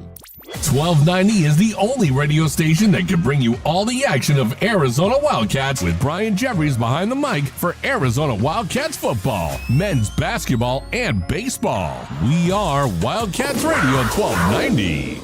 Join David Kelly for Bear Down Fridays this Friday at Illegal Pete's on University from 3 p.m. until 6 p.m. as we get ready for the Wildcats to take on Colorado at Arizona Stadium this Saturday. Sponsored by Corona for fans of the fine line and official corporate sponsor of Arizona Athletics. Hey, Wildcat fans, Arizona football is here. Catch head coach Brent Brennan as the Wildcats enter their inaugural season of the Big 12 Conference. We need you to be part of the action, filling the stands and cheering on Arizona. Secure your seats for all 7 home games with season tickets, or pick the plan that is best for you by calling the ticket office at 520-621-2287 or visiting ArizonaWildcats.com/FB. Lock in your tickets today. We'll see you at Arizona Stadium. Bear down. Go Cats. Bear down, Arizona. Your Wildcats are back at home this Saturday to take on Colorado. Kickoffs at 1 p.m. with the Meridian Wealth Management pregame show at 8:30 a.m. live from the U of A Mall. Catch all the action on Wildcats Radio 1290. Do you often worry you left your garage door open? With the LiftMaster Garage Door Opener powered by MyQ, you'll never worry again. You can control, secure, and monitor your garage from your smartphone anytime from anywhere through the MyQ app. As an authorized LiftMaster dealer, we have smart openers designed for your needs, including belt drive motors for ultra-quiet operation, integrated camera for live video streaming, and battery backup that lets you in when the power is out. The team at Kaiser Garage Doors and Gates are your locally owned LiftMaster professionals. Visit KaiserGarage.com to learn more. Hey homeowners, are you ready to chill out and go green? Goodfellas Air Conditioning can help. Introducing our latest lineup of energy-efficient systems featuring the new R32 refrigerant. It's cooler, greener, and better for the planet. You'll enjoy lower energy bills and a smaller carbon footprint. Not a fan of change? Goodfellas has a surplus of reliable R410 systems available. Unsure about what system you have or have questions? Give us a call for a free inspection. Goodfellas Air Conditioning, keeping it cool, keeping it green, and always keeping you comfortable. This is Jim Rome with your Rome Report. So if you know me at all, you know that I am not a big birthday guy. But this time, in this particular case, I really should acknowledge a pretty significant birthday. A milestone birthday. Most of you probably know where I'm going with this, so here it is. Happy 82nd birthday to the owner, president, and GM of the greatest team of all, Team Content, and the Dallas Cowboys. Surely Jerry's Cowboy family made him proud on his big day yesterday, right? Surely Jerry's Cowboy family got him a thoughtful and heartfelt gift in the form of an outstanding Cowboy performance. Am I right? Here's what really happened. The Cowboys were like, you want a gift, old man? Here is your worst home loss in your entire 35-year run as an owner. Sorry we did not get a gift wrapped. It just seemed pretty pointless to slap a bow on this pile of dog doo. Happy birthday, Pops.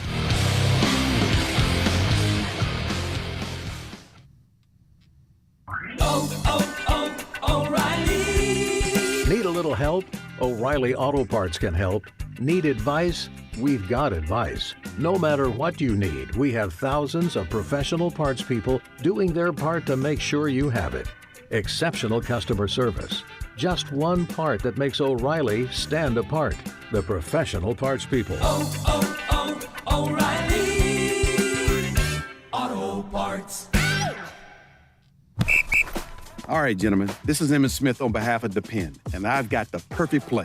Run straight to your doctor's office for a life-changing catch. Because when prostate cancer is caught early, it's up to 99% treatable. And one blood test might be all it takes. And now through November, Depend is donating to the Prostate Cancer Foundation for select purchases. Talk about a great play.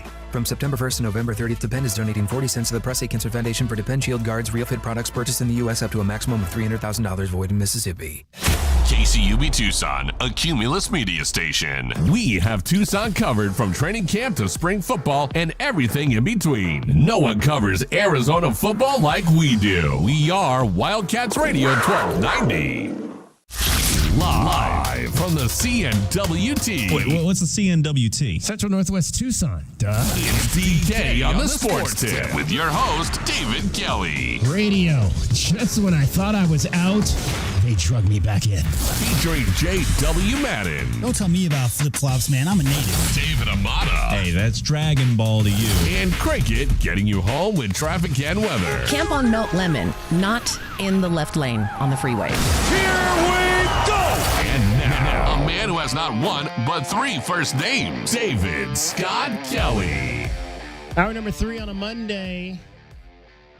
DK on the Sports Tip. How are you? Hope your weekend went well. Went out and watched some football yesterday. I didn't go watch the Browns last week against the Commanders, but I went out and watched because they were playing Philly, and I have Philly connections. So I went out to watch the Browns and the Eagles yesterday. I went and watched the game at Putney's.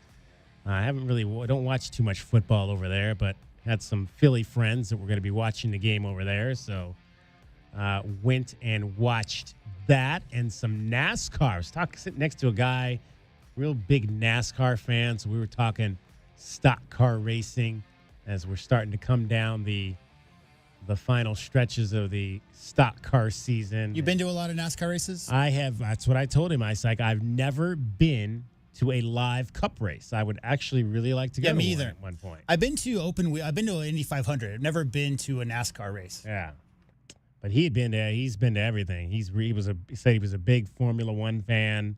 Had been to some of those races across seas and travels and goes and sees races and that kind of thing. And so he was just, we were talking a lot about NASCAR and the different technology and I was like, so do you have a favorite driver in Formula One?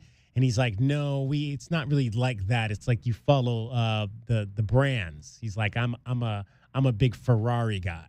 So like you follow either Ferrari or Mercedes and that kind of thing. I was like, oh, okay. Yeah, I think it's McLaren and Ferrari generally. Yeah, exactly. So I guess it's kind of like NASCAR was like that. It's somewhat like that. You have your guys that like the Fords and that kind of thing, the Chevy guys and the Ford guys and those kind of things. And so they tend to follow the drivers that drive those particular vehicles and whatnot. So it's interesting to kind of talk racing with folks as well. I like the origin of stock car, the idea of taking, because it all came from bootlegging, right? And moonshining and all that stuff. Right. So, like, the idea of taking a regular car and souping it up as fast as you can to run away from police, that's what the origins of NASCAR really is. And to me, rally racing is that. Because, rally racing in the forest or whatever, it's just that. It's just you're taking a car that it has to be purchasable by the general public type of thing. So those kind of races, I think, are always best because you can envision, what somebody's car would look like because you're using cars right off the road. Run and shine. Running that moonshine back in the day. Good stuff, though. It was a lot of fun. You know what's bad, though, about Sunday afternoon Tell me. football? Bottomless mimosas. That's not a good thing. Not a good thing whatsoever. You just got to drink water, my friend. You got to drink water with it. Yeah. A lot of water, for sure. All right, Arizona soccer went down to Houston, and they beat Central Florida on Thursday. That was a game that was moved due to Hurricane Milton. And they played Houston, the Cougars, yesterday. Johnson turns away, and shot comes in from Follows! It's in the back of the net, and the Cougars take the lead. And that was the only goal that the Cougars would need as they beat the Wildcats by a score of 1-0. That's a little bit of a disappointing loss for Becca Morris and the girls. You were hoping that they could get both of those games down there. Their season, soccer it just seems like soccer flies. That was already their 8th conference game, so they fought a 4-3-1. You were looking to try to maybe come home from that 5-2-1 and be in a really good place. With 3 games remaining, 2 of those games will be at home. So they'll be home this weekend for the final 2 home games of the season against Kansas and Kansas State. Kansas State is not very good, and I don't believe Kansas. Winless Kansas State. Yeah, Kansas State's not good.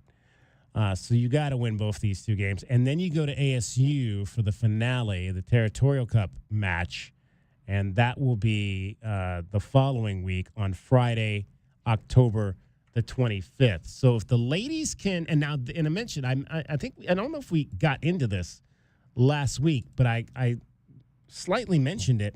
There is a Big 12 tournament in soccer. Right. So there'll be another, once the season's over, it won't actually, the regular season's over, it won't actually be able, but you got to finish in the top 12 to make the tournament. So right now, Arizona's sitting pretty good to make the top 12. They're going to be in that event. I believe it's in somewhere in Kansas, maybe. I don't recall off the top of my head. CPAC Stadium. Is that the Kansas City women's team's stadium? Is that? It's a CPKC Stadium. Yeah, so I think that's the home of their local team. Okay, yeah, exactly. That's the new place. They just built that place. It's really, really nice. I think it just opened with the new season this year. So right now, TCU and Texas Tech are in first place. March 16th, DK, was the first match there. Yeah. Mm-hmm. TCU and Texas Tech are in first place, 6-0-2. West Virginia third, 6-1-1. Colorado fourth, 4-1-3. Then Oklahoma State fifth, 4-2-2. Arizona sixth at 4-3-1. So if Arizona could have gotten that win against Houston, and again, that Houston was 0-7. That's why you absolutely needed to win that game. That's a bad loss. That's a bad loss for Arizona soccer to fall to a team that had not won a game. And I think it was senior day or something for Houston, or they were celebrating breast cancer awareness yesterday. And you gotta win those games. You gotta win those games. Losing 1-0 to Houston is not good, because you'd have been 5-2-1, sitting right in that mix potentially for a top 3 or 4 seed at the Big 12 tournament. So now you got some work to do. But again, favorable schedule coming up, because you've got Kansas State, and Arizona State, and they are combined 7-14 on the season with some ties. Houston has 9 total goals in 14 matches played. Wow. Yep, that's one you'd like to have back, for sure. One you'd like to have back. All right, we are joined by the third member of our program. Dragon Ball is back with us. So, Dragon Ball, how have you enjoyed your week in traffic? Not playing in traffic. Well, I'm trying to avoid playing in traffic. Did you play in traffic as a kid? Were you one of those kids that played in traffic? Absolutely not. You I didn't stayed play in the well out streets? of No. No. I went ahead and I remember the most dangerous thing that I remember playing in regards to concrete or tarmac. It was playing the wall ball game over at Marana High. Oh. And that was in a full concrete where you had to run to the brick wall. And if you dropped it, you had to run to the ball before the ball hit the wall to knock you out. And if you argued it, then there was a debate. And if you were found to be guilty, then you had to take a peg into the back of your spine. You didn't play curb baseball where you threw the tennis ball off the curb to see who could get, like if you threw it off the curb and it went over to the next curb, that was a home run? Nah, see, with me, I was always playing in my youth. I was always playing team basketball with the Sunnyside Youth Little League. So I was always involved in like playing at a local park. I think it was like Mission Park was one of the main ones that we practiced at all the time. And I did a lot of baseball with that. And after I was done with baseball, I was like, I'm not going to play anymore. I'm going to save myself for the next Sunnyside Little League that we got. Again, another thing that was just like one of the opportunities that me and my dad had to have more visitation, because I wanted to play baseball. He coached baseball. In fact, he is potentially thinking about trying to get back into coaching. I don't know how he's going to handle that, because he's yelling at these Mets on the television screen. I'm like, how are you going to handle trying to coach high school kids again? I don't know. But once I was done playing baseball for Sunnyside Little League, I was like, I took my my off season as a 10-year-old kid. I took my off season. That's an off season. All right. I don't know if there's many off seasons when you're 10 years old. Dragon Ball was way ahead of the curve. He's just asking for more NIL money. Exactly. Well, I guess who was it today that passed NIL money for high school kids? Was that some state did that? Where you can now get NIL in high school if you want it. It's the worst thing is, did you hear about Kendrick Perkins and all that? So they've got this new model where they're starting a business where you can bet future. So you basically will give, it's like a payday loan cash, that whole thing. So you can get $100,000 from them based on your future earnings and give a percentage of all your future NIL earnings to this people for 7 years, I think is the contract. Wow. That is a bad precedent. That's a very bad precedent. Getting loans for future potential prospects. That's no, JW. That's not just a bad future precedent. That is a horrible precedent. Well, they bet on youth football games in some states. So, Well, I mean, there's Texas. there's never been more people that have sweated out a sports game than anyone who's ever been in some kind of a mob movie watching Ivy League basketball. Oh gosh, there you go. Some states have already allowed high school athletes to profit from NIL, including Florida and North Carolina. Yeah, That's already on the books, yeah. Uh-huh. Well, I'm sure that we'll see if that ever comes to Arizona here. That would be something to see for sure. All right, no score so far. My Tribe and the Yankees, they are in the bottom of the second inning. And Giancarlo Stanton had 2 on in the first inning and popped up to end that one. So good pitching so far on both sides. Dragon Ball getting you home every 20 minutes on the 5s with your traffic and your weather. Brent Brennan straight ahead. We'll hear what the coach had to say today. Well, from the O'Reilly Chevrolet Traffic Center, this is your Wildcats Radio 1290 Traffic and Weather Together.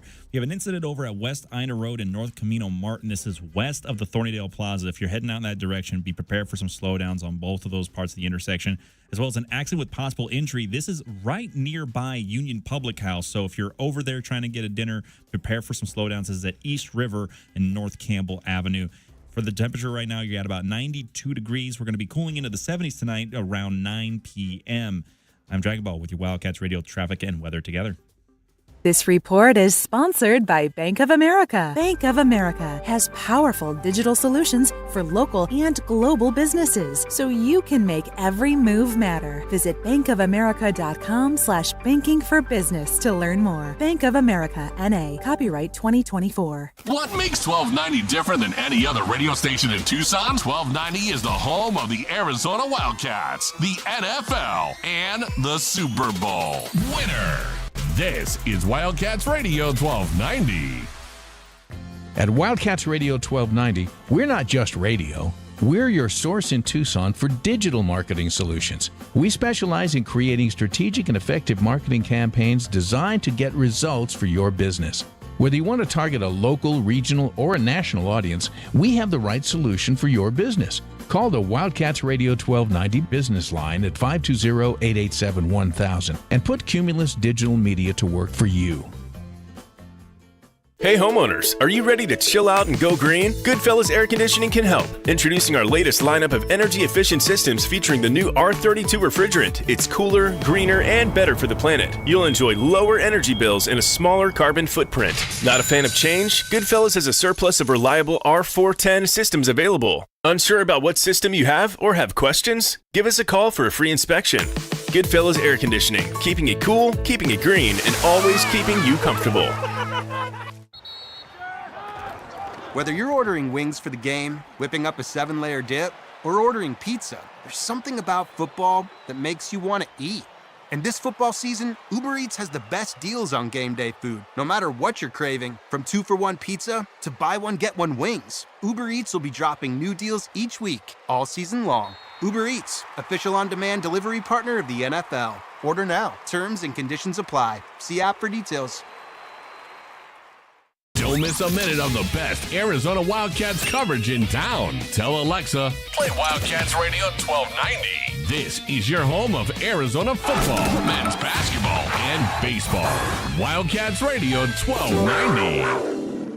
Westwood One presents Today in Women's Sports, sponsored by Allstate. The WNBA Finals are knotted up at 1 game apiece. After losing a heartbreaker in the opener, the New York Liberty responded with authority, defeating the Minnesota Lynx in Game 2, 80-66 to tie up the series. Breanna Stewart led the way with 27 points and 7 steals, and Benijah Laney Hamilton chipped in 20 as New York never trailed. Nafisha Collier made a layup with under 6 minutes to go to pull the Lynx within 2, but the Liberty finished the game on a 14-2 run and pulled away. After missing a critical free throw in Game 1, Stewart was excited to bounce back. The moment the game ended Thursday night, I was looking forward to Sunday. You know, I'm going to come out and be the same that I was and be obviously better, but throughout this entire process, my team has my back every step of the way and was just excited to have another opportunity to go to battle with them. Game 3 tips off Wednesday in Minnesota. With Today in Women's Sports, I'm Amy Lawrence on Westwood One. I'm at a smoothie bar asking people if they'd switch smoothies with me for $574. Oh, I'll switch. So what about $574 if you switch your home insurance to Allstate? That's a headache. Nope, it's painless. Oh, so it's easy money. Yep, check Allstate first and you could save hundreds on quality home insurance today. You're in good hands with Allstate. Not available in every state. Based on the national average annual savings for new home insurance customers surveyed in 2023 who switched to Allstate and reported savings. Savings vary. Mom, meet Sarah. From first-time Nana moments. Welcome to Flight 101. To annual girls trip moments. Your can't-miss moments are worth protecting against RSV. If you're 75 or older or 60 plus with a chronic condition like asthma, COPD, heart disease, or diabetes, you're at higher risk of being hospitalized from RSV. And there are no prescription RSV treatments. Check eligibility and schedule your RSV vaccine at vaxassist.com. So where should we go next? Sponsored by Pfizer. DK on the Sports Tip on Wildcats Radio 1290. 520-848-1290. 520-848-1290 is the number to get in on the program. You can call us at that number. You can text us at that number. Saguaros, Alex Verdugo, batting ninth in the lineup for the New York Yankees tonight as they play the American League Championship Series. Alex appearing in the playoffs once again, the second time in his career that he's been in the playoffs and played. Did not play. I think he was on those Dodger teams in the 2018, 2019, but that was his second and third year in the big leagues, so he never played in the postseason with any of those Dodger teams and made one postseason with Boston in 2021, sorry. So this is his second postseason now with the of his career. And first with the Yankees, he's 3 for 14 so far, just made it out, so actually now 3 for 15. He does have an RBI, drove in an RBI in one of the games that the Yankees won, game one, as a matter of fact, of the ALDS in their series win over the Royals. So he's hitting 214 so far in the postseason, hit 233 on the season. So not a high average for Alex. He did hit 13 home runs and drive in 61, and he is in the lineup playing left field tonight for the New York Yankees. All right, let's give you your Desert Diamond Casino replay. And now, the best thing you will hear all day. Hachi-machi! It's time for the Wildcat Radio Replay. In case you missed this earlier in the day, we now bring you the best of 1290. It's made possible by Desert Diamond Sportsbook, Arizona's best bet. All right, we had a chance to hear from the head coach of your Arizona Wildcats at his weekly press conference today. You'll hear from him again coming up at 6:05, his weekly radio show. The Brent Brennan Radio Show, live from the Union Public House. So join us for that. Let's hear what the media got into it with today with the head coach after a 41-19 loss to the Utah Utes. I'm sorry, to the BYU Cougars. All right, thanks for being here. Obviously coming off a frustrating day in Provo. Give a ton of credit to Coach Sataki and that team and his coaching staff. They've got a good football team. And unfortunately, we didn't play well enough to win. And so we're hard at work fixing those things, whatever they are, schematically or, with our personnel. We had a good practice today, and I'm excited about this week. I'm excited about this opportunity that's ahead of us. Obviously, we're playing a really good Colorado team. They're well coached. They've got good players. They've got talent everywhere. They play hard. And so this is obviously a huge game for us. It's homecoming. We've got 300 football players coming back, or football alumni coming back, and then obviously all kinds of alumni coming back. It's going to be an incredible atmosphere here for game day for this game. And I think when you think about all the good stuff that's happening with in terms of the support we're getting, the Zona Zoo sold out faster than it's ever sold out, and I think we have a chance to make Saturday's game a rocking, fun, exciting atmosphere for a hell of a football game. So at the halfway point of the season, what are some things that you think are issues that need to be addressed, and what are some things that give you some optimism? I think, the thing I love about this team is that they just keep playing. They play hard, and they play for each other. And, I was optimistic about how we were on third down in that last game, because that had been, not consistently where we want it to be. I think we converted 11 of them. I think we're offensively doing a good job moving the football. Obviously, we have to finish those drives to beat anybody good in this conference. You can't kick field goals every time you're down there in the plus 30, plus 25 space. Defensively, I think those guys continue to improve. They continue to make adjustments. I loved how they kept playing. Genesis punching that ball out late. There's just a lot of really good stuff on that film. And so we're focusing on that, and we're cleaning up the stuff that's not quite where we want it to be. Do you think Noah Fafita is trying to do too much at times? That's a tough question because all he wants to do is play for the guys he's out there with. I think for us, we got to do a better job of putting him in the right spot all the time. I think we can help him with that. And he cares so much. He works so hard. His preparation is more thorough than any player I've ever been around. And so, we got to put him in the right spot and give him a chance to make the plays he's capable of making. Kind of a follow on that one, Brent. In two of the interceptions he's thrown in the end zone, the one at Kansas State, the one at BYU, the receivers looked like they were waiting for the ball to come to them, and the defender jumped it. Do you want to see your wide receivers be more aggressive to the ball in those instances? So that one on Saturday was a little bit of a funny, like the coverage, the corner, kind of played catch technique on Montana. I think the issue, that ball was being thrown to Kean, and Kean was open. Where Montana took so much collision, we didn't have good spacing on it because of the collision Montana took, and the corner dropped him, right? And then right as Noah's making the throw, he takes a big shot, right? And so that ball sailed on him. And then the flip side of that is I think that safety made a hell of a football play. It was an incredible football play. So I give that kid credit too. In that 2nd and 1 sequence there where you had 1 yard to get on 3 plays and didn't get it, how did you evaluate that? We thought that we didn't block it. We got beat at the point of attack a couple times there, which was disappointing. And then I think also for us, that's saying, because they were standing there with 9 guys on the line of scrimmage, and blocking 9 people is hard. And so I think that's something that we can come up with a little bit more variation out of that formation, because it's been a good formation for us this year. So we're still working on it. Jen? 2 questions. First, halfway through the season, what would you say is this team's identity? I think in some ways we're still finding that.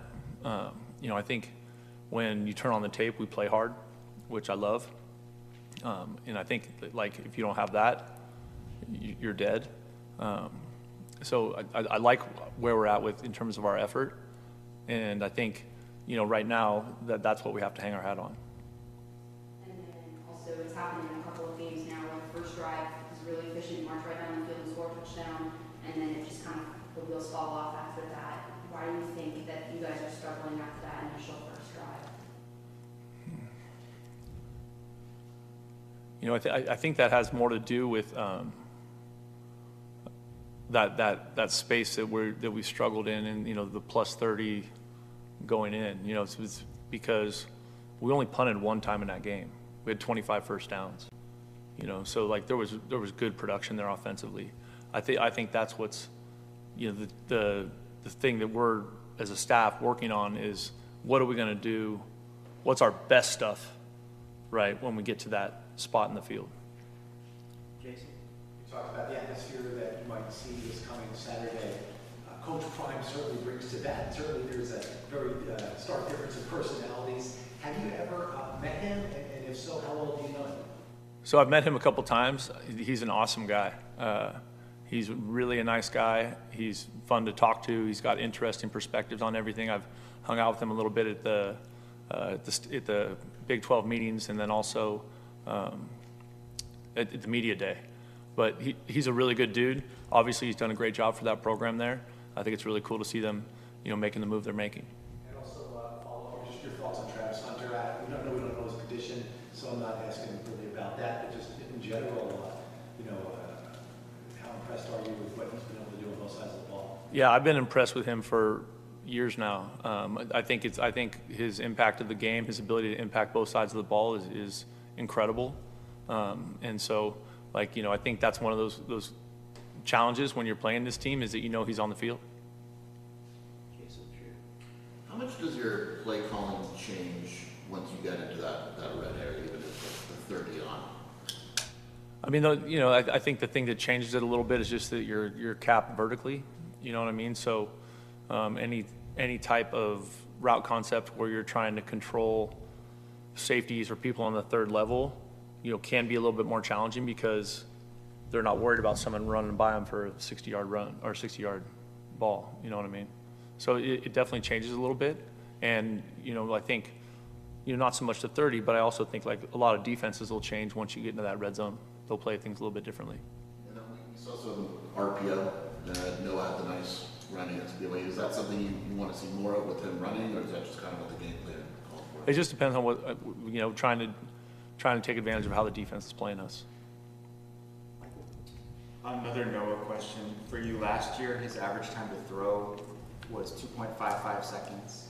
This year, it's over 3 seconds. I think coaches like to get the ball out under 3 seconds if possible. So Sure. What does that indicate to you that number is up like that? I think there's lots of parts to that. I think some of that can be the concepts that we're running require a little bit more time to develop.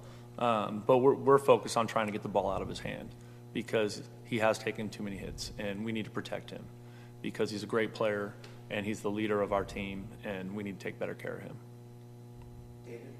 When you were asked the identity question after Game 3, you kind of gave a similar answer, still trying to figure that out. There were some that heard that and thought, well, you should know after 3 games what the identity of this team is. Do you think at 6 games you should know what the identity of this team is? I don't know. I think, I would like to. I think because we've, stalled out in the red zone, there's been games where we've run the ball really effectively, and then there's been games where we've thrown it effectively, you know what I mean? That way, I think the players are playing their tails off.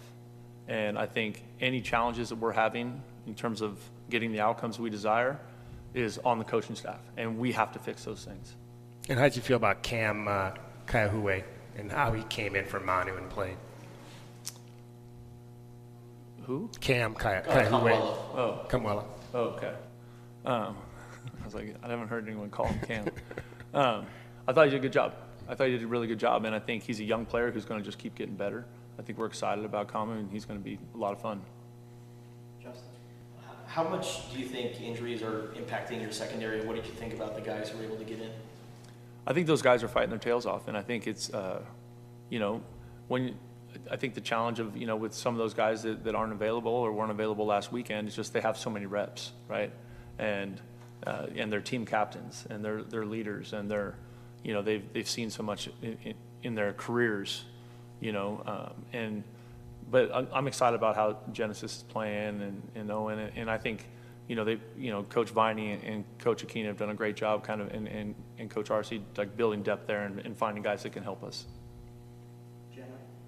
After the game on Saturday, you talked about how this is the halfway point of the season, and it's up to you guys to decide how, what you do with the rest of the year. What have you followed up and told the guys about that this week, and kind of how does that influence the mindset going into this Colorado game? Well, I think, in football, you have to be in 1 week seasons, like you have to be focused on just this next thing. And it doesn't do anything for us to be looking backwards. We have to be mindful about what's ahead and what's coming. And so, for our team, just the messaging has been, a year ago, this team was 3-3, right? Which is where we sit today.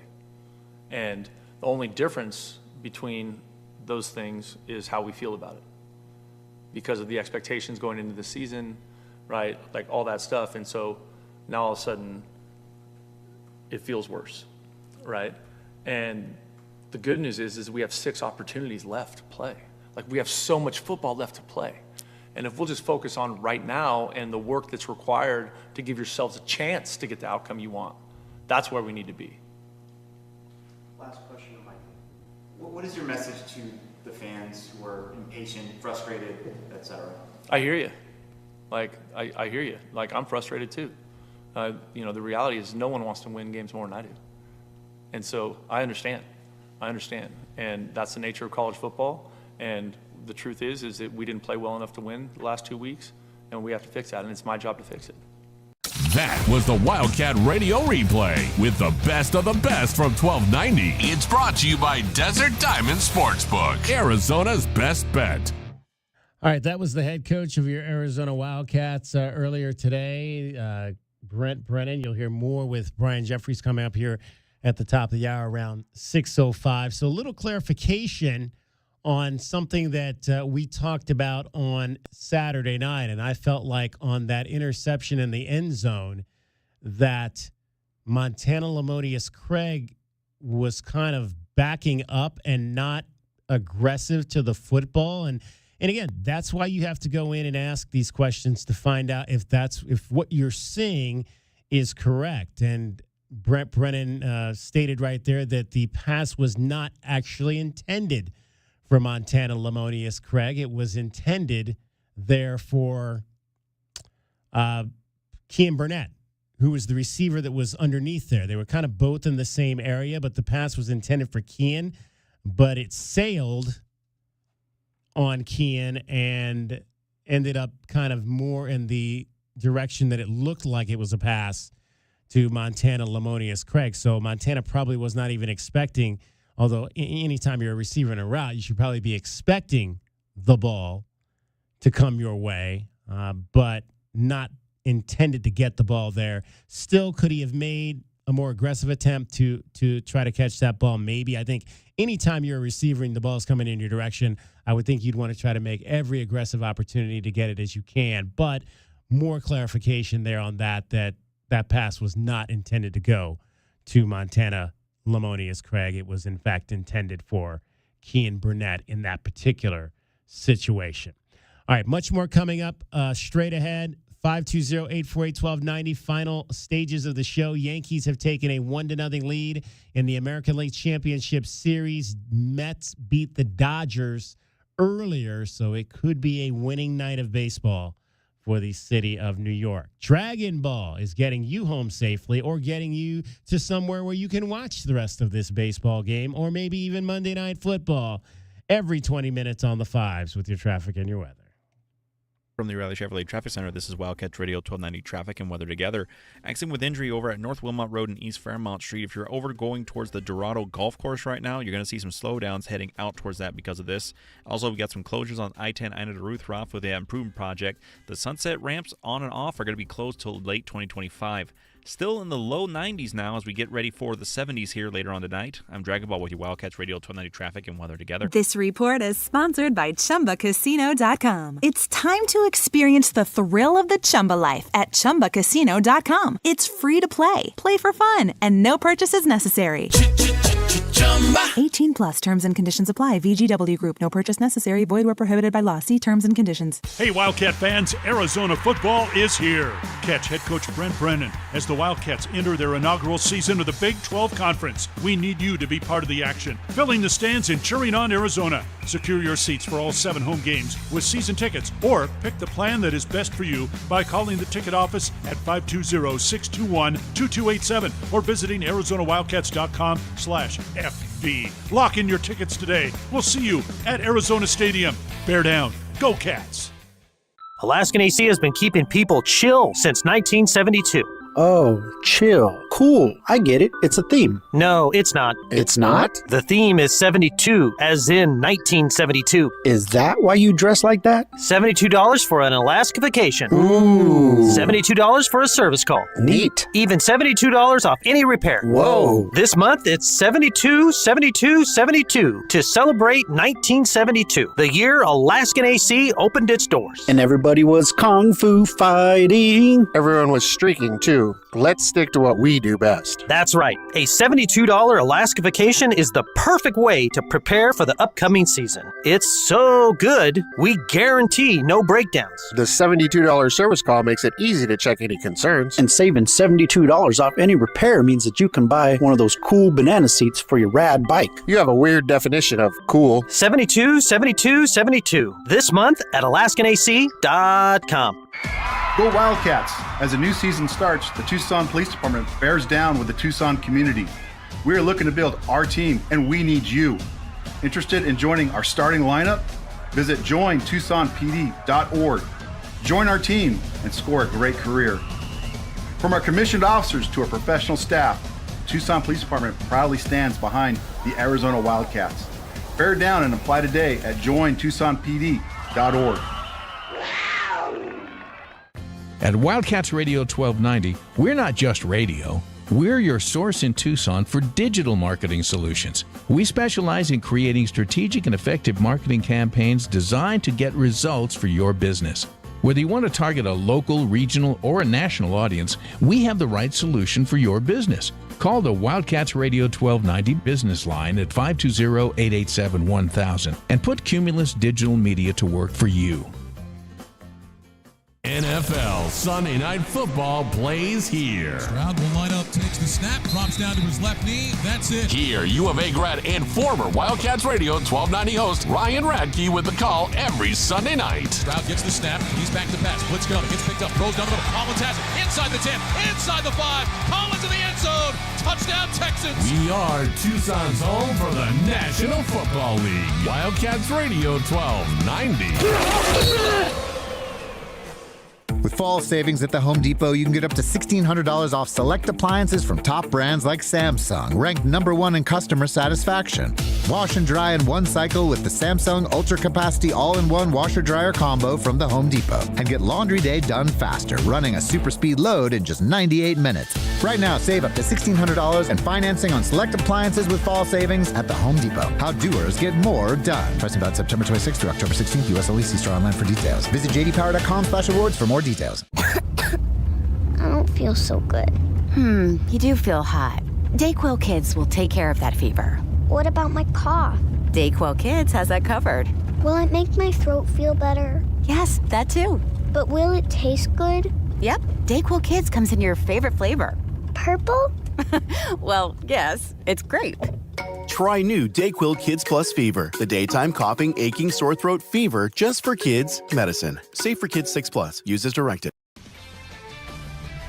This is Zach Gelb with the Sports Minute. Jerry Jones had a miserable 82nd birthday yesterday as his Dallas Cowboys got annihilated by the Detroit Lions. After the 38-point loss, the birthday boy passed him the cake and told the media he was shocked by his team's performance. I don't get what Jerry is shocked about, though, because in his last 4 home games, the Cowboys in the first half have now been outscored 110-35. Yes, you heard that correctly, 110-35. So none of this should be shocking to the Cowboys owner. I'm Zach Gelb.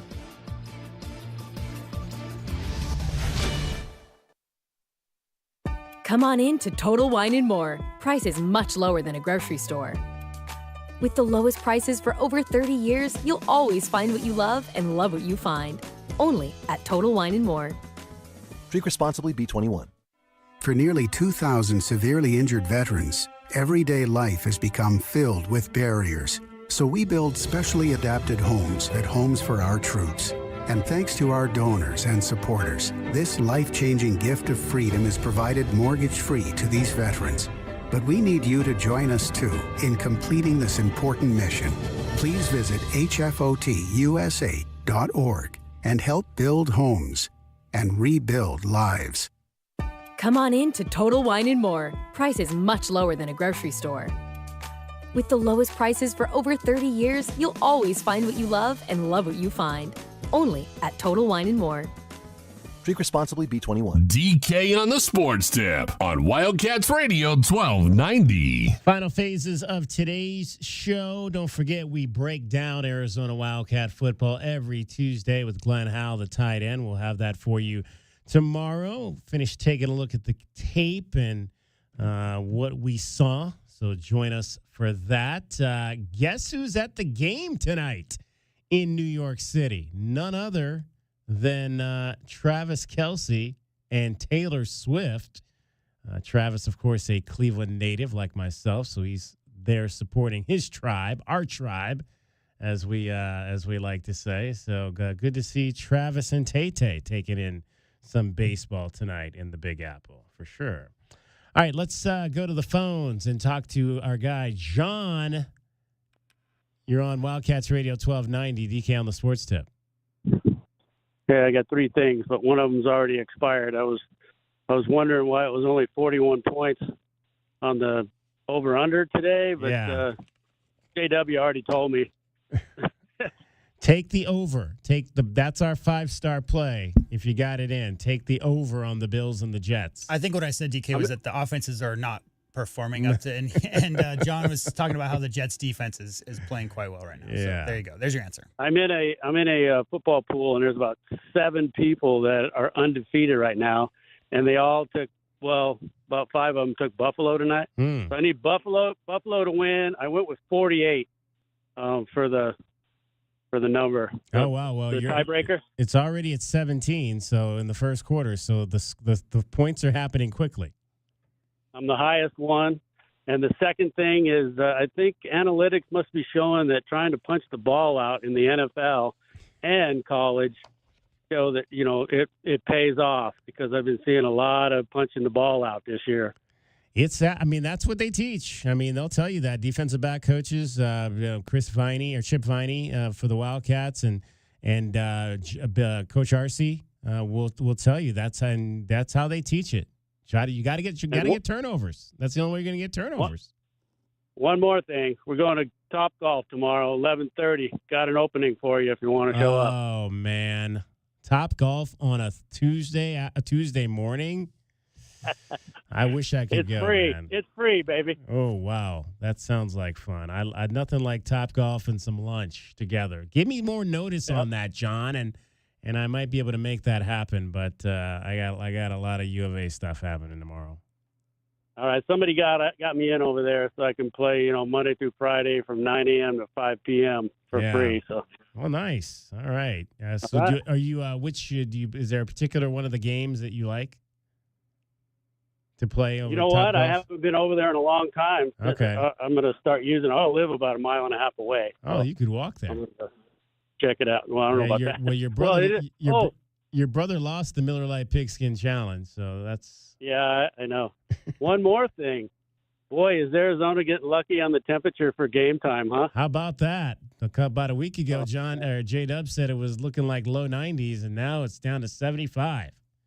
Isn't that sweet? Well, that's we actually Glenn had said he wished that the temperatures were going to be in the 90s because that would have been more difficult for Colorado. But I don't know that too many people would want to sit out there at 95-degree temperatures. So 75 should make for a raucous, pleasant affair for a sold-out game at Arizona Stadium. Yeah, Saturday in Boulder is 50 as the high with scattered showers and potential snow. Yeah, can you imagine if they'd come from 50 and had to play in 92? 50 is the high. Yeah, we might get a win. Maybe we better get a win. You got to win these. You got to win these next 2 games. You got to win. You got to beat Colorado and you got to beat West Virginia, because if you don't, then all bets are off after that. Yeah, it's kind of like turn out the lights, the party's over. Hey, keep up the good work, guys. Appreciate it, John. We always appreciate a chance to chat with you. Thank you very much. 10-7, Jets leading the Bills, nearing the end of the first quarter of that ball game. Aaron Rodgers has already thrown a touchdown pass. How about that? 6 of 9, 72 yards early, and that touchdown pass back in MVP form went to Garrett Wilson. So the over again. I think you can still take some of these prop bets after the game is started. Well, they adjust it as the game's going on, so you can get it before the game, but then you can also get it at the end of the first half type of thing. Yeah, so you would not probably get a pretty good number on that now. Let's see what the number is on it now, as a matter of fact, for the over-under, which would be over. And actually now it's up. Well, they raised the number too. It's up to 51. It's over 50. Well, it's over 50.5. It's up to 50.5 now at minus 118. So that's losing. If you bet $12.90 on that, you're only going to probably take home about $10. So there you go.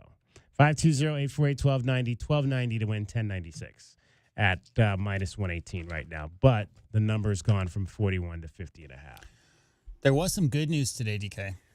Yes. Tell me, was that the big signing over the weekend for that was yesterday, basketball? But today's news was that there are officially 5 Big 12 teams in the AP Top 10 preseason poll. For basketball, yeah. Preseason basketball poll came out today. Kansas, number 1, they got 30 first-place votes. Alabama, number 2, 14. UConn, two-time defending champion, they're third. They got 11 first-place votes. Houston, new potential rival for Arizona. They got 4. They're in 4th place. Iowa State, another very good Big 12 program. They're at 5th.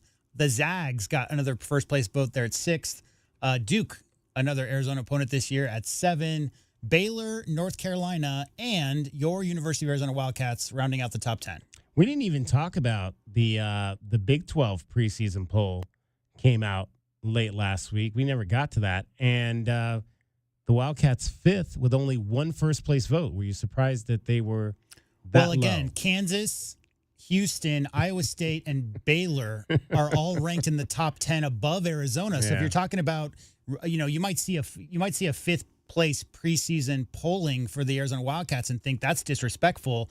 But the teams ahead of them are ranked 8th, 5th, 4th, and 1st, respectively, in the first preseason poll. Good programs. This is going to be a league where the winner has 4 losses. Right.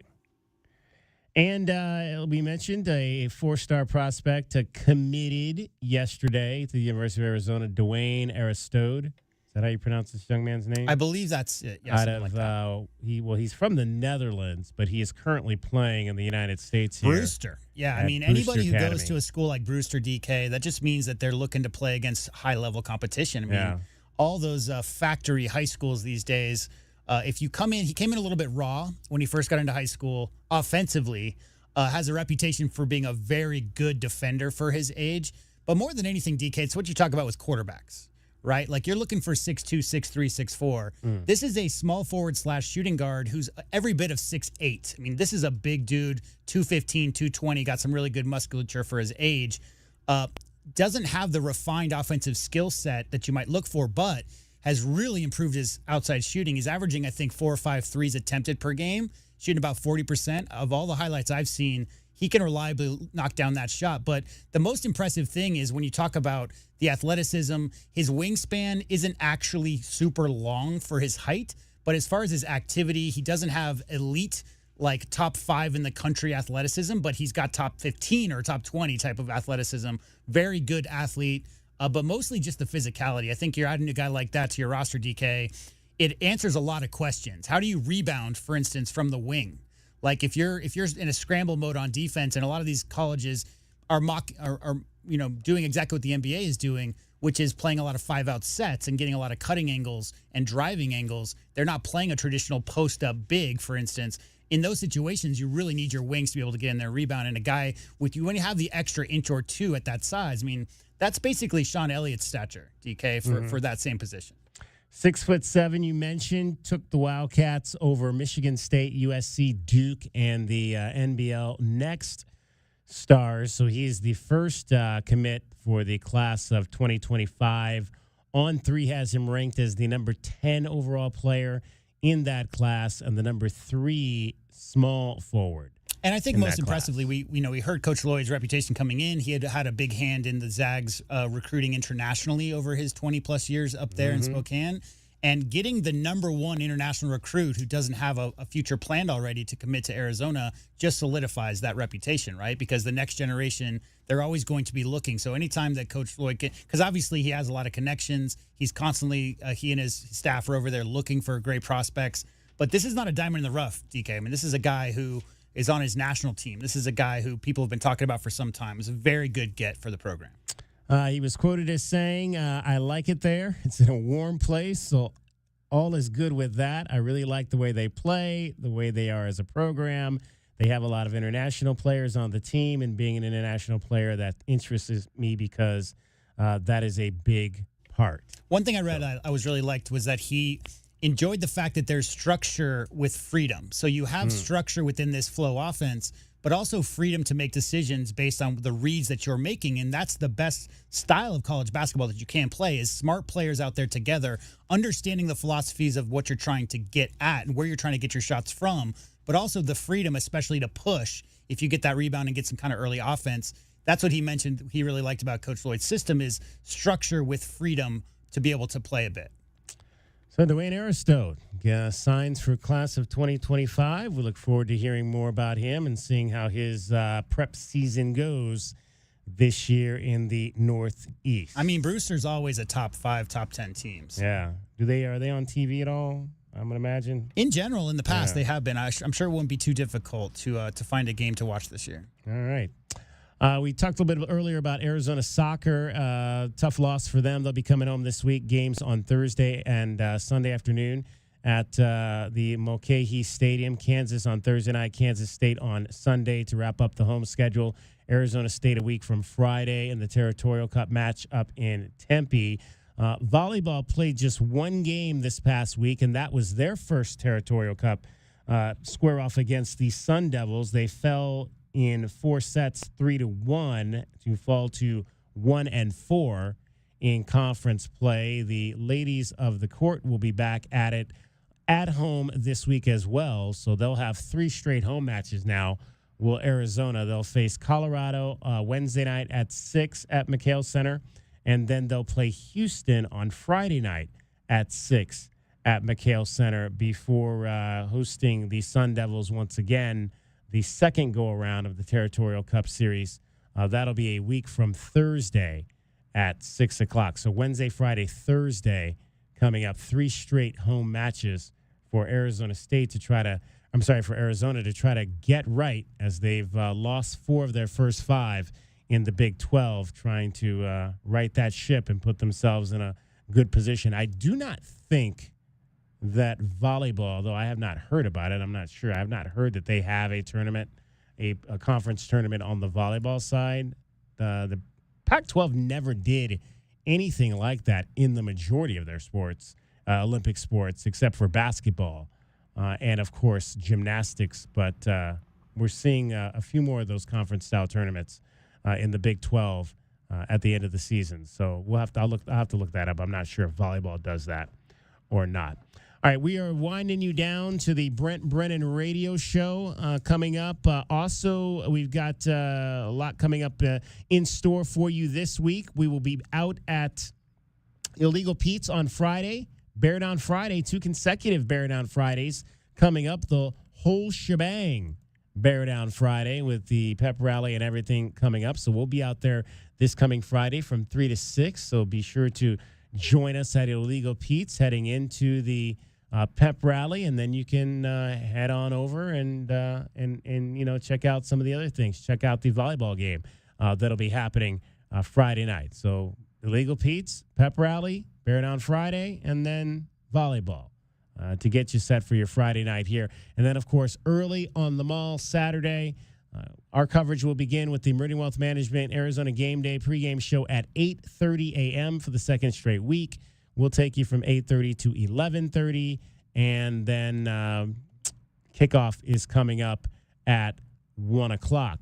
Also, I wanted to remind you, stop by the front desk at the Wildcats Radio 1290 studios. We've got free tickets to the Southern Arizona Home Show. That's coming up at the TCC in about 2 weeks, October the 25th. It'll start October the 25th through Sunday the 27th. So it'll start that Friday night, the 25th, and go that entire weekend. So that'll be next weekend. Just mention you heard that we have the free tickets when you stop by the front desk. You got to come by, though, during our regular business hours. That's 8 a.m. to 5 p.m. Maximum of 4 tickets per person, and you have to be over the age of 18. Again, stop by our studios here. We're at 575 West Roger Road, and say that you heard on the radio that you can pick up tickets to the Southern Arizona Home Show, and you can get as many as 4 tickets. And that'll be for the Southern Arizona Home Show, which is coming up Friday, October the 25th through the 27th. That's going to wrap up our show for today. Thanks to everybody that was a part of it. Audio Bob, J-Dub, Dragon Ball. My name is David Kelly. That's our time for tonight. Thank you very much for your time. The Brent Brennan Radio Show, live from the Union Public House, is next. Have a great evening, everybody. You're listening to Wildcats Radio 1290.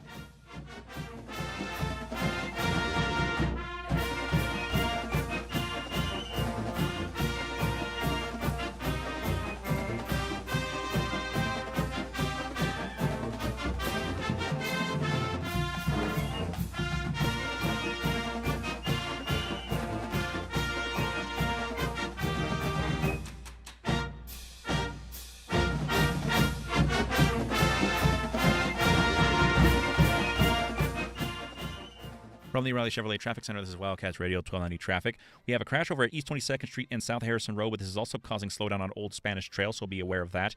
Also, we have that pavement improvement occurring on Moore Road between Thornydale and La Choya, but the crews that are monitoring the traffic there should be leaving at about 6 p.m. We're inching closer to the 80s right now in terms of your temperature as we start going to 70s here around the 9 o'clock hour. I'm Dragon Ball with you, Wildcats Radio 1290 Traffic and Weather together. This report is sponsored by ChumbaCasino.com. With over 100 online casino-style games, Chumba Casino is your go-to destination for nonstop entertainment. Play for fun and play for free at ChumbaCasino.com.